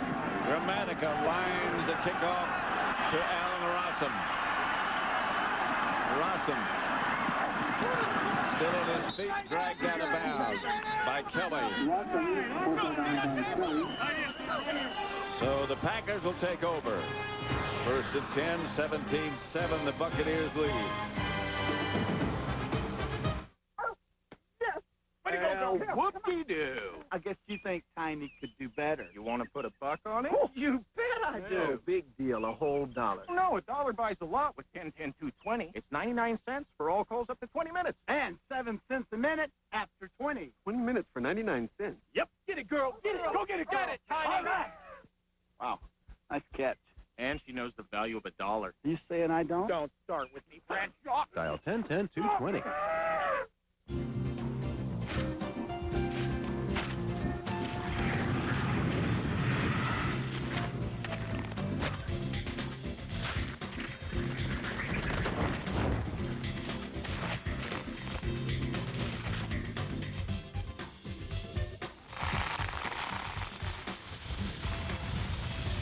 Chili's famous baby back ribs, double basted with barbecue sauce.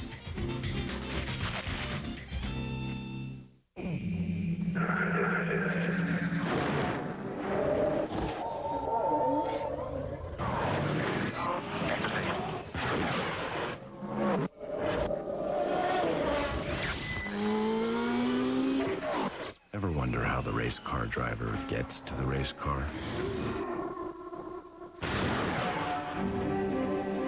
Seville STS, the fusion of design and technology. Cadillac. This telecast is copyrighted by the NFL for the private use of our audience. Any other use of this telecast or of any pictures, descriptions, or accounts of the game without the NFL's consent is prohibited. Fox Tuesday is the season's most anticipated night of television. First, it's a new episode of the smash hit That 70s Show, and The Simpsons' all-new Halloween special. Then Kiefer Sutherland stars in the series premiere of 24. All starts Tuesday night. Favre starting right now. Hits Antonio Freeman. Yeah, and that's the thing that we were talking about. When you get that safety up there, that means you don't have that cover 2. You have a cover 3, and the place to attack it is on the perimeter. And that's exactly what he did there. And then those check-throughs and stuff are for the cover 2. He was running some cover 2 plays against cover 3. That was a cover 3 play against cover 3. First and 10 as a result. Ahman Green taken down by Lynch from behind.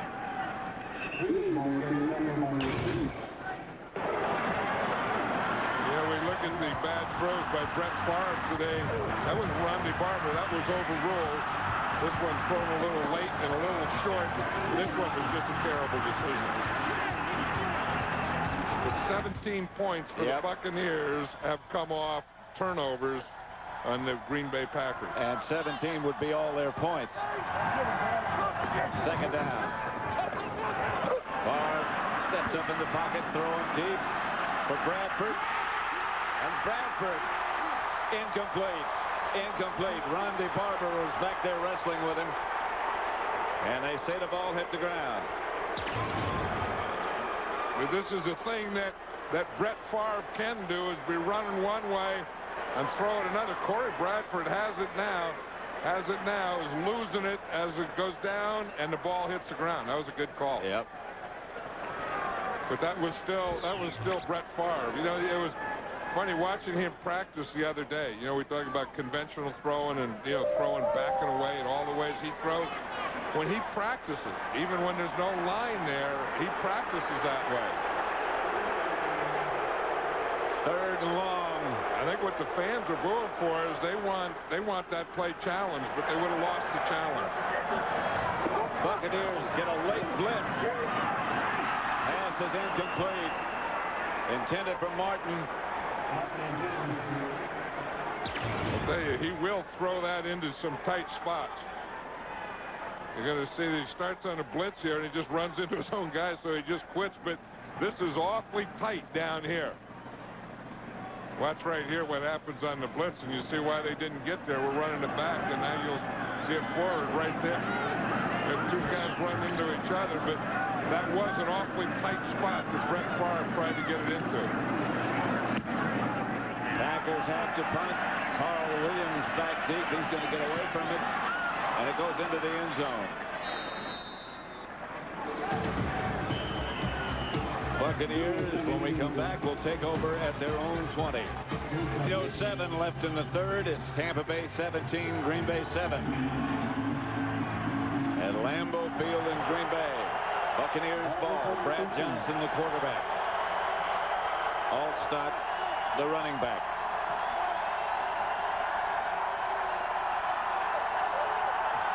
Brad wants to change something. Nobody's sure. He's going to have to take time out or we're going to get a 5-yard penalty. Timeout.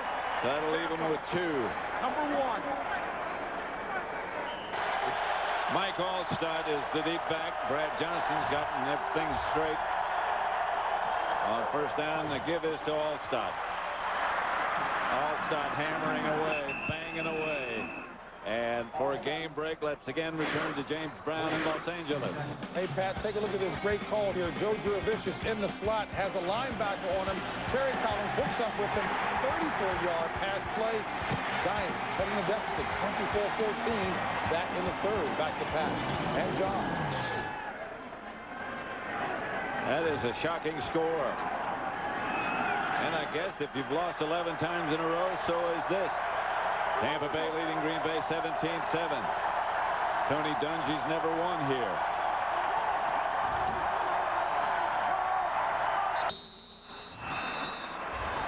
Movement.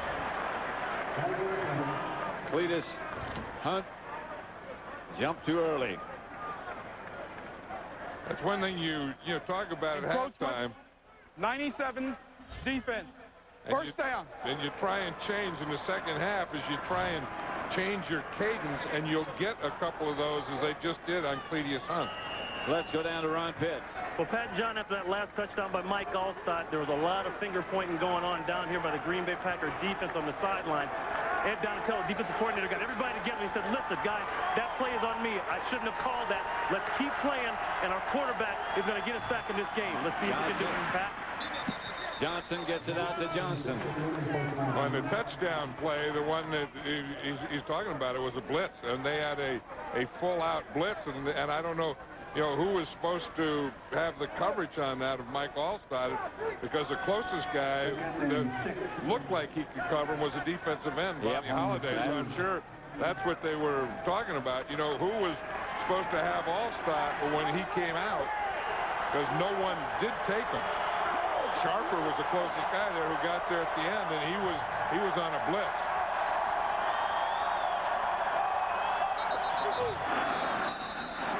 This play's out of sync. Whistles blow.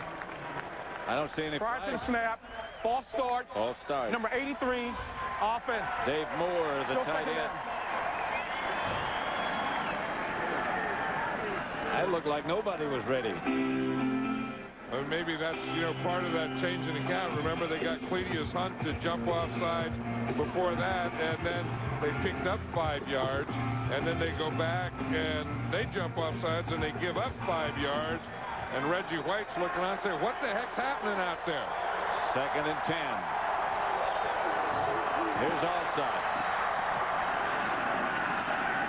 Looking for some room and can't find much. Nate Wayne was the first man there. I'll tell you one thing about Mike Allstott is he's a tailback in a fullback's body, and he does bring a load in there. But when you bring a load, you're going to bring a load of defenders at you too.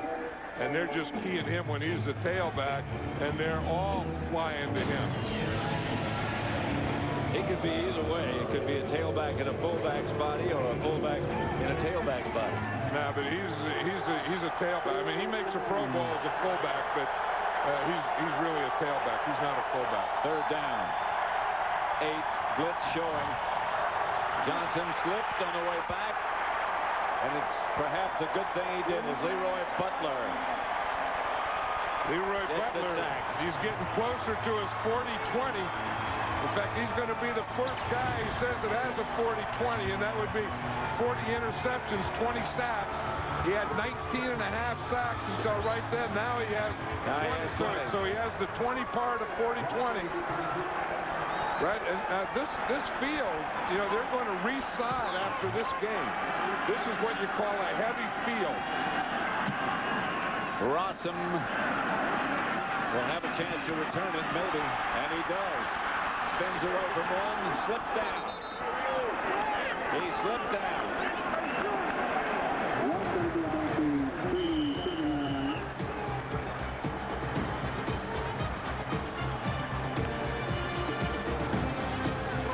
Green Bay, where the local team is trailing the Bucs. I wonder what kind of cheesehead that is. Those are Buccaneer fans, looks like. You know, I was cooking brats out there before the game, and you were cooking? Yeah, and I gave some brats to some fans. I was throwing them over the fence. I put one through the fence to a kid, and he was a Tampa Bay Buccaneer fan. Did he know what it was? Here's Ahman Green, and he is gone.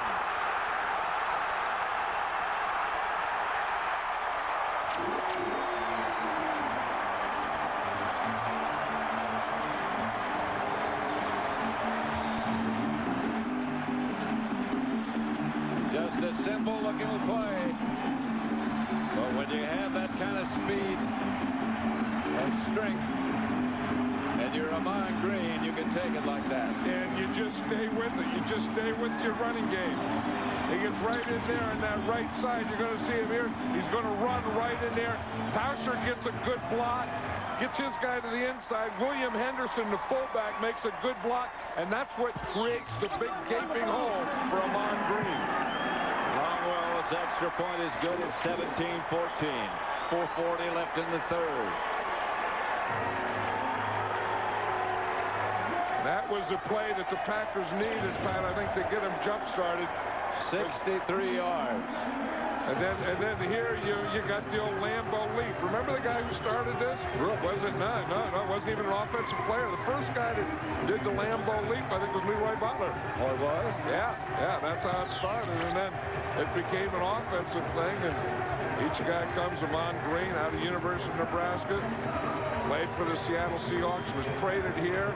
One of the first things they teach him here is the Lambeau leap. That's a pretty good leap. Warren Sapp was saying, whose gap was that? You know, we talk about this Tampa Bay Buccaneer defense, and everyone is responsible for their gap. So when they go through a gap, then there's someone that's responsible for that gap, and that's the guy that has to take the blame. The way Sapp was looking, it was either he's mad at himself because it was his gap, or he's mad at someone else whose gap that was. But Mark Tauscher, the right tackle, made a good block, and then William Henderson made a good lead block. And Ahman Green's 63-yard touchdown run makes it 17-14 with 4:40 left in the third. Longwell's kickoff sails. Abdullah.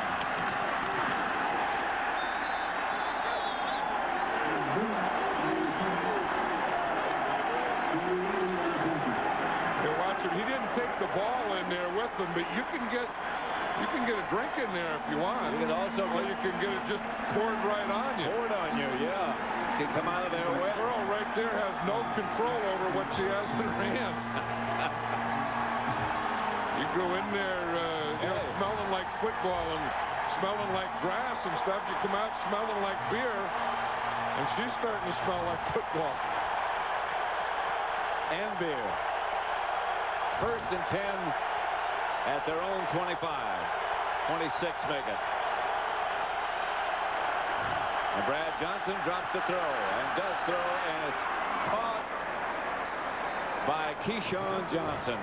And he's one of the few who could make that catch. He is really something, you know, and you talk about Keyshawn Johnson being 6'3", and we know that he's a big tackle, but I mean a big target, but he's not only a big target for his quarterback, he's a big target for defensive backs. But he is a tough guy. And not afraid. No, he's not afraid of anything. And he'll stretch out, and he'll get stretched out and take some big hits. He just took one, a 15-yard gain. Keyshawn's in the slot right. Brad Johnson trying to change the play again. Last time they couldn't get this done. This is what he calls a check. He's checking to another play. Protection's good. Keyshawn. Flag is down. Flag is down. It was in the direction of Riddell Anthony, but the flag went down early. Riddell was tripped. And that was a check. In fact, Brad Johnson says he's going to have to make about 5 or 6 checks in this game and they're all to big plays. Illegal contact. Defense. First down. Now, illegal contact is if you do it before the ball is in the air. You see, he grabbed it once, he grabbed it twice, he grabbed it 3 times. Now, if the ball is in the air, that would be pass interference. If not, it's defensive holding, 5-yard penalty, automatic first down. Mike McKenzie. And what they're saying is that Mike McKenzie grabbed him before the ball was in the air. So it's a first down at the 46 now for Tampa Bay. And McKenzie didn't only grab him, he grabbed him 3 times. Thrice grabbed as he went down the field. Here comes the Packer blitz up the middle, and they get there.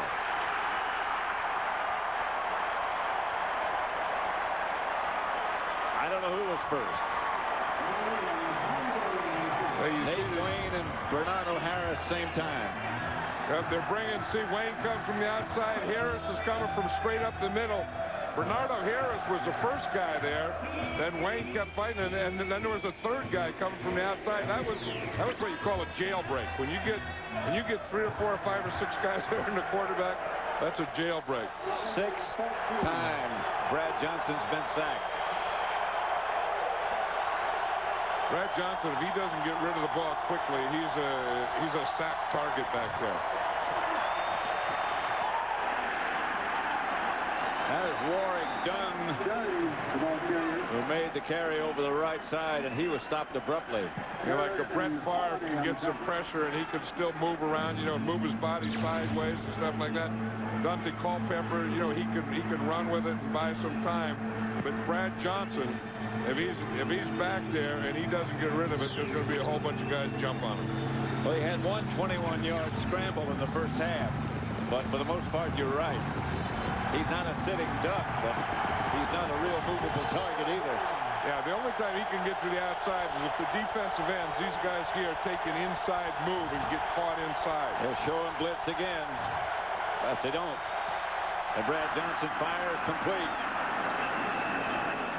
That's enough, I believe, for the first down to Carl Williams. They had Kabir Bajabia-Miller blocked on that one. We talked about Kenyatta Walker having to block him and needing help, and they gave him help. And if they don't do that, it's right here. Well, it's up on top. It's where you just saw. And he makes that throw in there. But the guy that they have to block is Bajabia-Miller. Dave Moore. See, and Dave Moore stays in there with him to help that guy right there, Kenyatta Walker, who still almost got beat with an inside move. Brad Johnson back to throw it. Time, lots of time. He has a man open. It's Keyshawn. Incomplete, knocked away by McKenzie, who was back there with him. He waited a little too long again. Yeah, that's the thing, but he had good pass protection that time. Mike McKenzie is back there with Keyshawn Johnson, and I think what he's trying to do is just throw up a jump ball. Like you see, what Mike McKenzie thought there first was they're going to go underneath. Neither one of those guys have great speed. If either one of them had speed, they would have made the play. Mike McKenzie is a good corner, but he's not a real fast corner. And, of course, Keyshawn Johnson is a good possession receiver and doesn't have a great deal of speed. All set.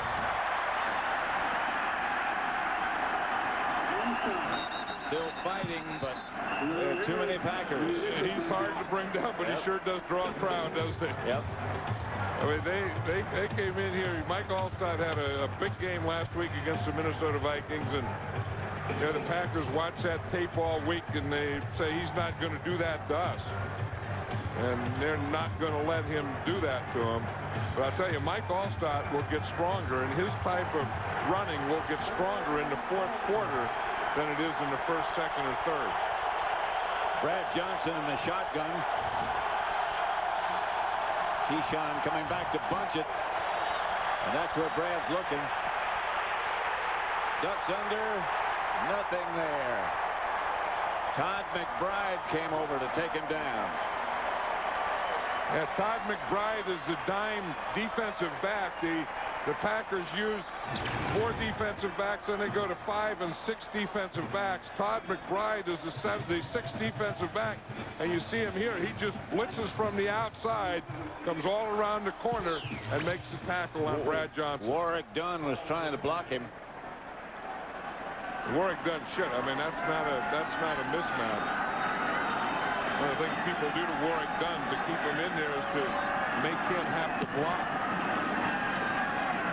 Rossums at the 8. The Buccaneers leading the Packers 17-14. And that's a combination all these fans want is Lambeau Field, Brett Favre, Packers, 4th quarter. Favre tried to throw the slant, played well by Ronde Barber. You know, these corners, these corners now are really playing the slant better than the guys who run slant. Watch Ronde Barber there. He's just looking into the backfield. When he sees 3-step drop, he runs right to the point where the slant is going to be thrown. 2nd and 10.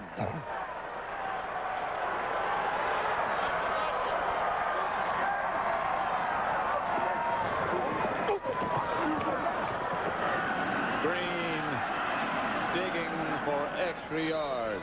Some good hitting going on down there. Don't forget tonight, Game 7 of the World Series here on Fox. Clemens against Schilling. Yankees are 5-5, by the way. In Game 7, the last one was in 1964. They lost to the Cardinals. That's all presented by Budweiser. Yeah, I was just going to say, if you wanted to, say what's a competitor, or have the definition of a competitor, you could just put that picture up there of the 2 guys. Both have won 20 games. Put that in the dictionary. Competitor. Buccaneers on a blitz. Favre gets rid of it and completes it to Antonio Freeman and gets a first down. The Buccaneers are, believe that they're going to get those interceptions, and they're really going for them. Watch Ronde Barber there. You see, when you take, you can either take a collision angle or you can take an interception angle. But watch Brett Favre. He knows that he's going to get hit, but he steps in there and throws that ball. Jamie Duncan had him in his sights. 1st and 10. Ronde Barber took the interception angle and then didn't get the collision. Lynch walking up. Ahman Green, the carrier. Ahman Green. We talked about Clemens and Schilling being competitors. I think this guy here is pretty good too, isn't he? Yes, he is. 148 consecutive starts. I mean, that's unbelievable. Yeah, I mean, in today's football, with all the blitzing and everyone going after the quarterback, the fact that he's been able to play in that many consecutive games, start that many consecutive games, and play at this level is amazing. Hand off to Green again. Lynch came flying up. Simeon Rice on the bottom of the pile. He just launched his body. John Lynch did. That's one thing about him. You look at John Lynch, and here he is. He's a good-looking guy. He went to Stanford. He was a baseball player. He was drafted. In fact, he threw fastball, 95 mile an hour fastball. And then he's the hardest hitter. I mean, look at him. I mean, clean-looking, got the whole thing. Stanford, from Solano Beach, California. I don't know if I ever heard you say anybody was a good-looking guy before. No, but he kind of did. But and then I get back to clean dirt. Here's Favre, up the middle, incomplete. Bradford, the intended receiver. This is the thing about this Tampa Bay defense. That you have to be patient, and that's one of the problems Brett Favre has with that. Is Brett Favre, by nature, is not a real patient guy. And you have to, take some of the things that they give you, do those types of things. And it's a hard game for a Brett Favre to play against this defense. It's a good kick. Carl Williams back to take it, and does. And Williams has got an alley. And he took advantage of it and gets it up to the 40. And that's where the Bucs will take over. Brad Johnson loosening on the sideline. That is the house that the late Vince Lombardi lived in when he was the coach here. And those great years for the Packers. Bart Starr, and Paul Hornung, and Jim Taylor, and all the rest. You know, and that's a big part of the tradition of Green Bay. Pass is caught by Jameel Cook out of the backfield.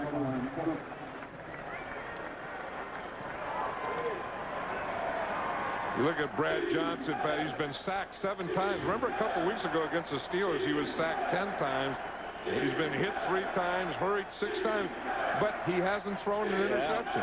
I mean, he will take sacks, but he takes pretty good care of the ball. On the other hand, Brett Favre hasn't been sacked yet, but he has the 2 interceptions. He doesn't remember that day against Pittsburgh fondly. Here's Allstott. Allstott, as you said, gets stronger later in the game. He still weighs the same. Yeah, and then he just, and then the offensive line just stay on their guy. The defense starts to wear down a little. They're about a half a step slow where they used to get 5 and 6 guys. They're just going to zone block out here where they used 5 and 6 guys out there. Now there's only 1 or 2 on the tackle. Good lead block by Jameel Cook. Jameel Cook has had some good lead blocks. And anytime that Allstott plays tailback, Jameel Cook plays fullback. This would be a good time to throw it. They'll give it to Allstott, but this would be a good time to throw it.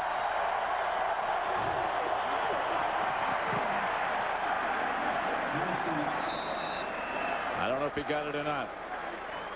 Yeah, I don't think you picture the Tampa Bay Buccaneers making those kind of plays. They kind of go right by the way football is supposed to, and short yardage running is going to be Mike Allstott, whether it's short yardage on the field or on the goal line. And they're going to measure. This is going to be all about the spot. Warren Sapp, you know what he's rooting for. He doesn't want to have and Warren is one of those guys who can make himself heard. I don't know why Warren thinks he needs a jacket. I mean, this is a nice day here. Yeah, and he has plenty of stuff around him that he doesn't need that jacket. What do you mean by that? Plenty of, the stuff around his uniform? Bones and muscles. No, body. Short. Uh-oh. Now do you go? This is a big decision. I would think you just quarterback sneak it here, but then you're going to give the Packers another shot at you. I would quarterback sneak it here. They're not going to. I mean, you asked me what I would do. Yeah. But this is the way Tampa Bay plays. I mean, they believe in their defense. They gave Mike Allstott a shot to get the first down. He didn't get it, so they're going to punt. Allen Rossum back deep for Green Bay. And the Buccaneers have a lot of respect for him. Royals to punt it. The Buccaneers also have a lot of respect for their defense. This is a good kick by Royals. Rossum signals their catch at the 10. So the Packers will have a long way to go. 17-14, 10.5 minutes left. 1 left to play. Tampa Bay 17, Green Bay 14. You can see what we're talking about here. Brett Favre hasn't been sacked yet. He's been hit and hurried, but he does have the 2 interceptions. And Tampa Bay took advantage of both of them. Here's Green. Ahman Green. Out to about the 18. When in life do you not need a belt, or then you have a belt, then you don't have to buckle it? Well, if you're Warren Sapp. Yeah. You see, Warren Sapp, here's the buckle, here's the belt, and you just look right there. If the pants are so tight that you don't need a belt, then you put a belt on anyway, then you don't have to buckle it. Green again. Not much that time. Packers have 178 yards passing and 174 yards rushing. That's pretty good balance. Yeah, but the thing is that they're behind 17-14, and to me they look sluggish offensively today.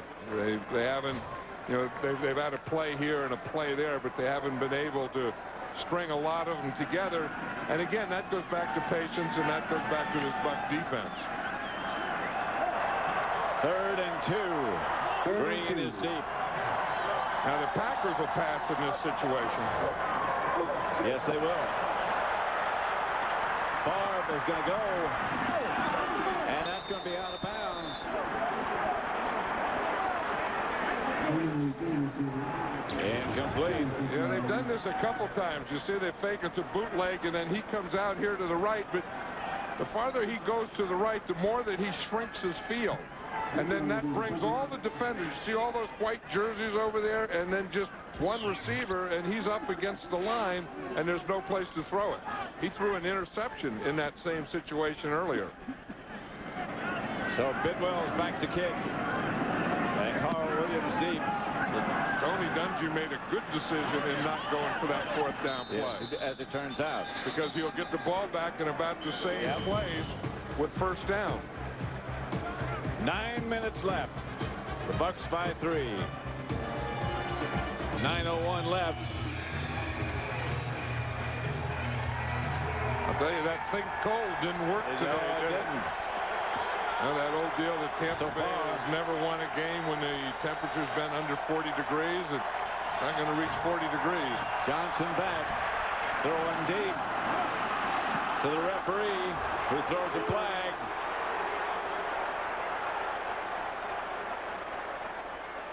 Darren Sharper back with Carl Williams. And that was one of the things that Brad Johnson was talking about, the shots that he had to take, and they're all deep ones. Whenever he gets any type of one-on-one out there, he's just going to throw it up. Done that about 4 times today. We have 2 fouls on the play. Holding, number 42, defense, is declined. Pass interference, number 42, defense, is accepted. 1st down. You know, again, the holding is when it happens before the ball's in the air. So the first one will be holding on Sharper, and he comes into the picture right there. That's a hold before the ball is there, or he probably held before that. Yeah, and then after the ball was in the air, then that becomes pass interference. 1st down, Tampa Bay. They look kind of simultaneous there, unless he held before that. Allstott is the deep man. And they give to him. Not much. Right now for a game break. Let's return to James Brown in Los Angeles. Patton John, 17 points scored in the 2nd half by the Giants. Blocked punt there by Tabiti Davis, giving the Giants the ball at the 14. They capitalized. Terry Collins play action, hooking up with Ike Hilliard, 9-yard strike. It is now all tied at 24. That in the 4th with 8:08 left to play. Back to Pat and John. And back at Lambeau in Green Bay. You see that block punt there? It just kind of blocked and stayed right where it was blocked. Keyshawn Johnson on the move. Here comes the Packer blitz. Sharper. Allstott dodges him. And Allstott gets to about the 34-yard line. Oh, Sharper was coming on that blitz, and remember over the years it had always been LeRoy Butler who was doing the blitzing, and he's still the strong safety. Darren Sharper is a weak safety, and you're going to see him come right here. And then Allstott looks like he goes to make the cutback, and he looks as he cuts back, and he sees Sharper there, and he says, oops. And he starts to go the other way. 3rd down and 10. But safeties are a big part of today's football in stopping the run. And a big part of blitzing. Screen pass. Warwick Dunn doesn't get the 1st down. The Packers played that one a lot better than they did one earlier. Remember, then they had 3rd and long, and they threw a screen pass to Warwick Dunn, and he made a 1st down out of it. Here comes Martin Gramatica from Argentina. Well, they got enough yardage for him to try this kick. By way of LaBelle, Florida, where he learned how to kick. He has 2 brothers who are place kickers, and good, they say.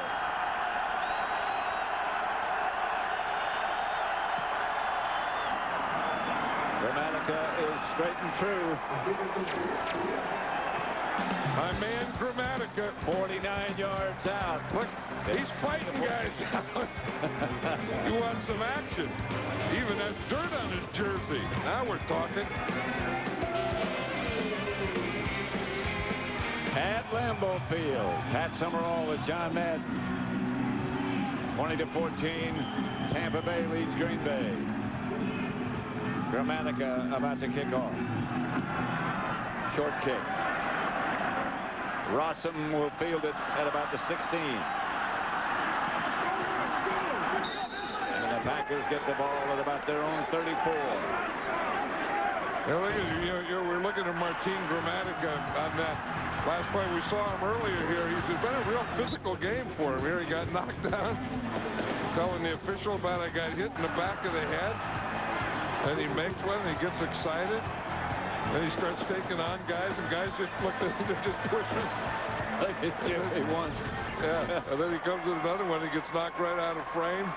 Well, they finally got him settled down now. You know, about a month ago, I said that his uniform looked like a kid going on Halloween trick-or-treating.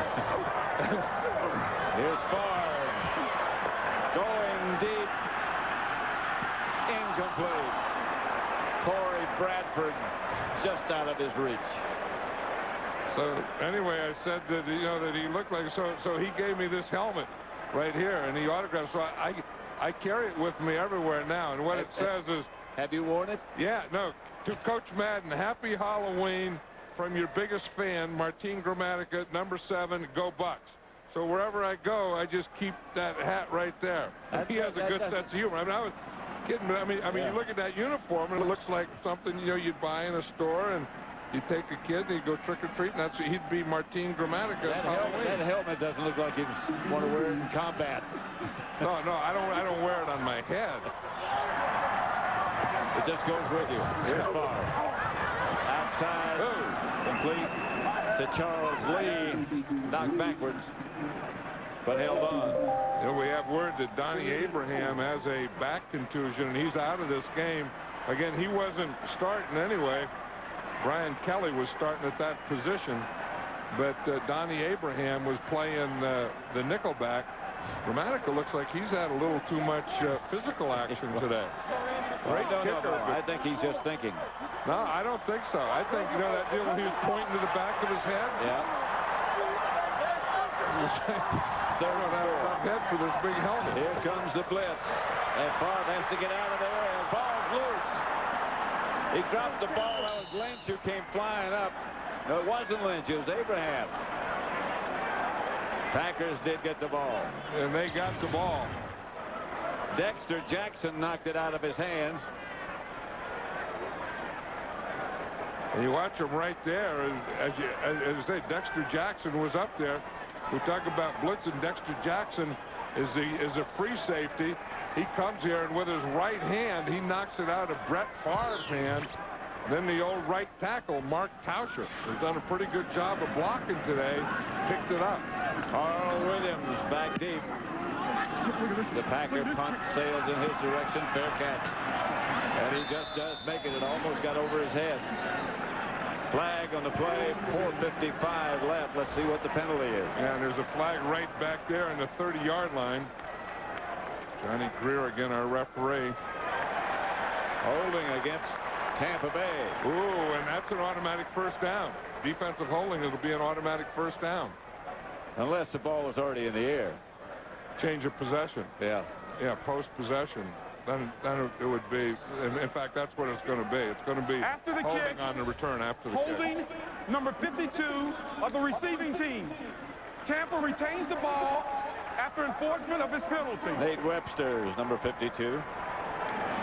Tonight it's Game 7 of the World Series presented by Budweiser.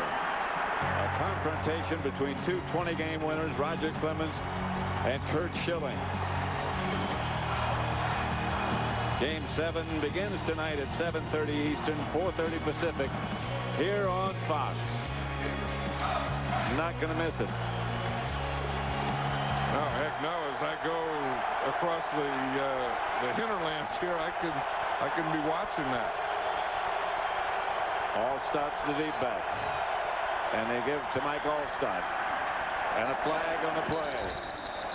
Yeah, and that's going to be a tough one. That's going to be in the area of offensive holding, and I bet it's Randall McDaniel. Randall McDaniel does hold a lot. He's a good guard, and he used to be, very good, but he has bad knees. He can't bend his knees anymore, and he tends to grab a little more than, I'm not saying that was on him, but if I had to guess who it was on, I would guess Randall McDaniel.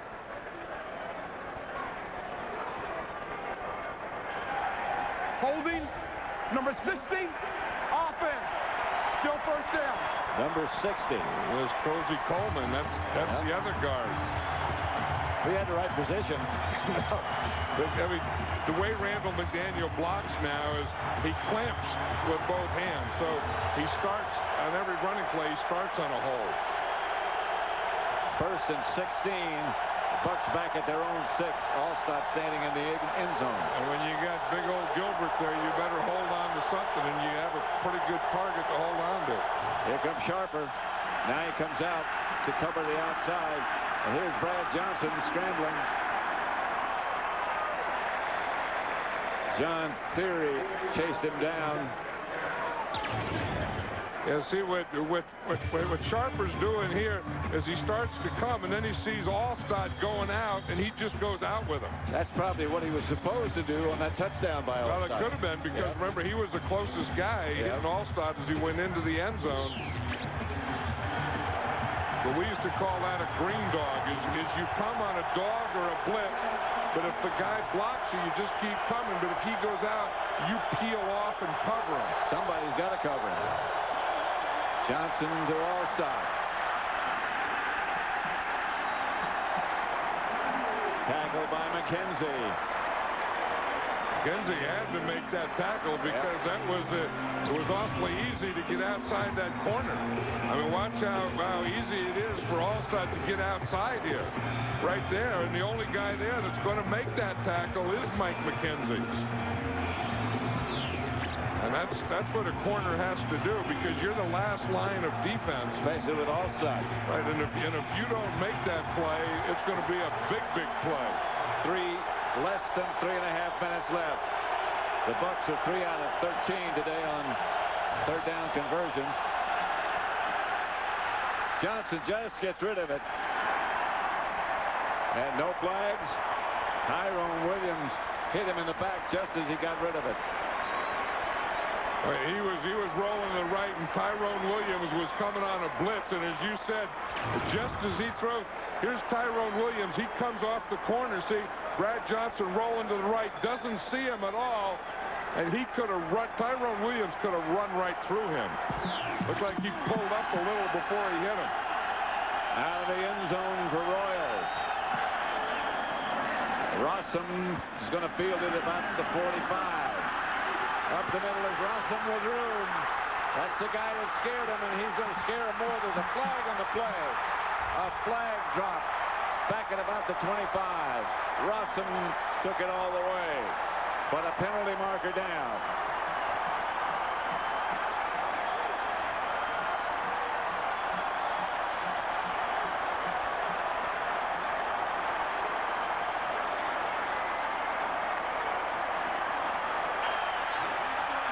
We have a 5-yard face mask on the kicking team. The penalty is declined. Touchdown. There's the 5-yard penalty right there for face mask. But it doesn't make any difference because Rossum just ran right through it. Sheldon Quarles tried to take him down by the mask.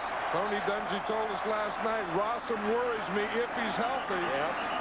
We saw him practice on Friday, knew he was healthy. Just getting back to 100%. I tell you who was a big part of that play was Mike McKenzie in that tackle. Longwell makes the Packers have the lead at 21-20. Here it is again. Yeah, and that's the thing that you want to do as a punt returner. You don't go right and left. You just get it as quickly as you can, going straight up the middle.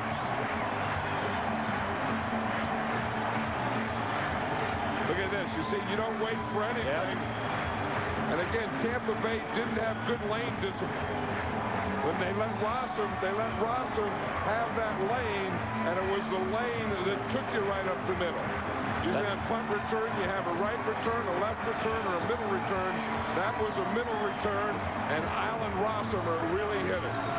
That's his first punt return touchdown of his career. He has 2 on kickoff returns, but first punt return. And the Pack leads 21-20. And when these two teams play, this is the kind of game you're going to have. They're always close. Talk about what you do in the first half, what they do in the third quarter, but it's going to come down usually to this last 2 minutes of football. Well, 3:03 left when the Packers kick off. Back deep is Aaron Stecker. A lot of times we talk about what the offense is going to do and what the defense is going to do, and we forget what the special teams are going to do, and the special teams just did something real big there for the Green Bay Packers.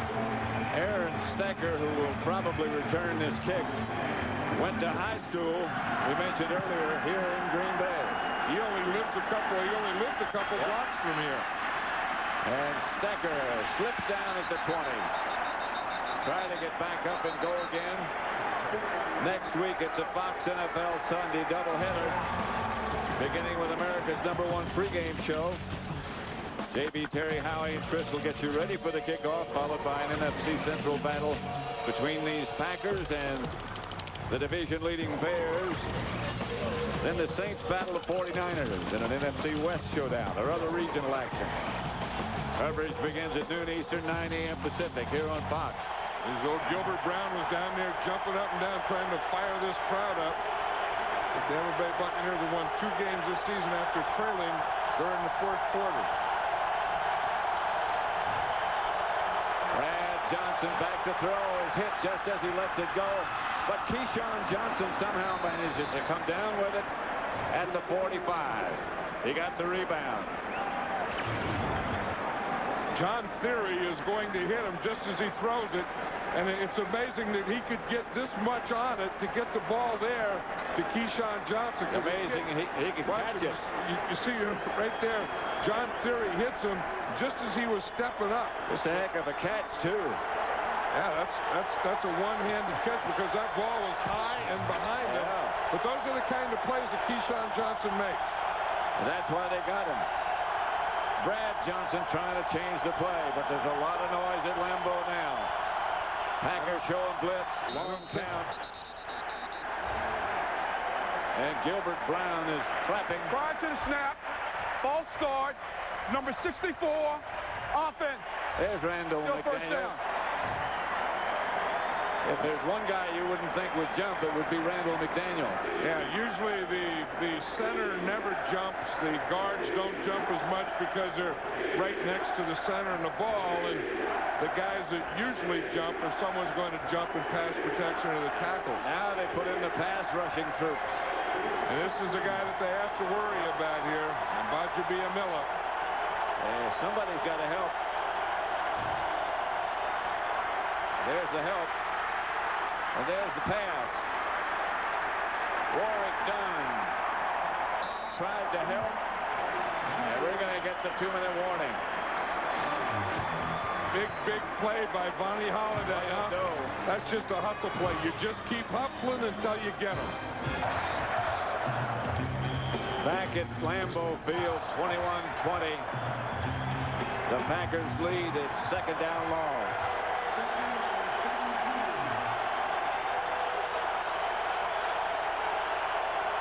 Those of you who saw Miami beat Carolina, welcome to Lambeau Field, Green Bay. Pass incomplete. Intended for Anthony. The defender's Mike McKenzie. Good play. Yeah, Mike McKenzie's made a couple of big plays. We talked about that play right there. Then earlier, before Rossum's punt return, Mike McKenzie made a big tackle on Mike Allstott in the open field, and then that gave him that long yardage situation. And if it weren't for that tackle, a lot of things could have been different. Mike, Allen Rossum's 55-yard punt return put the Packers ahead. Just a few moments ago, here comes the Packer blitz. Johnson Brad Johnson gets rid of it. Incomplete. No flag. Riddell Anthony, the target again. For those of you who just joined us, here's a brief summary of the game. Favre 16 out of 27, 2 interceptions, 1 touchdown. Johnson 17 of 27, 2 TDs, 166 yards. But the key play has been Rossum's 55-yard punt return. And until that, the thing that kept the Bucs in the game were the turnovers by the Packers. Rossum back deep, and the Bucs are going to punt it. Yeah, and this, you know, with 4th and so long, I think this is a good play. Now you rely on your defense, and you do have 2 timeouts. And Rossum stays away from it. It takes a Packer bounce, and now the Bucs down it. A minute 35. Some of the second half highlights. This pass from Johnson to Allstott. The Bucs' second touchdown. They got 2 field goals after that. Here's Ahman Green from 66 yards away. He got the Packers back close, and here's Rossum punt return that put him ahead with Longwell's extra point. That's the way it stands now, 21-20. Green Bay leads Tampa Bay. And now Tampa Bay needs their defense, and they're going to have to use their timeouts right away. I mean, unless there's an incomplete pass. If they run the ball, they're going to have to stop and call timeout right now. Ahman Green gets very little, and there's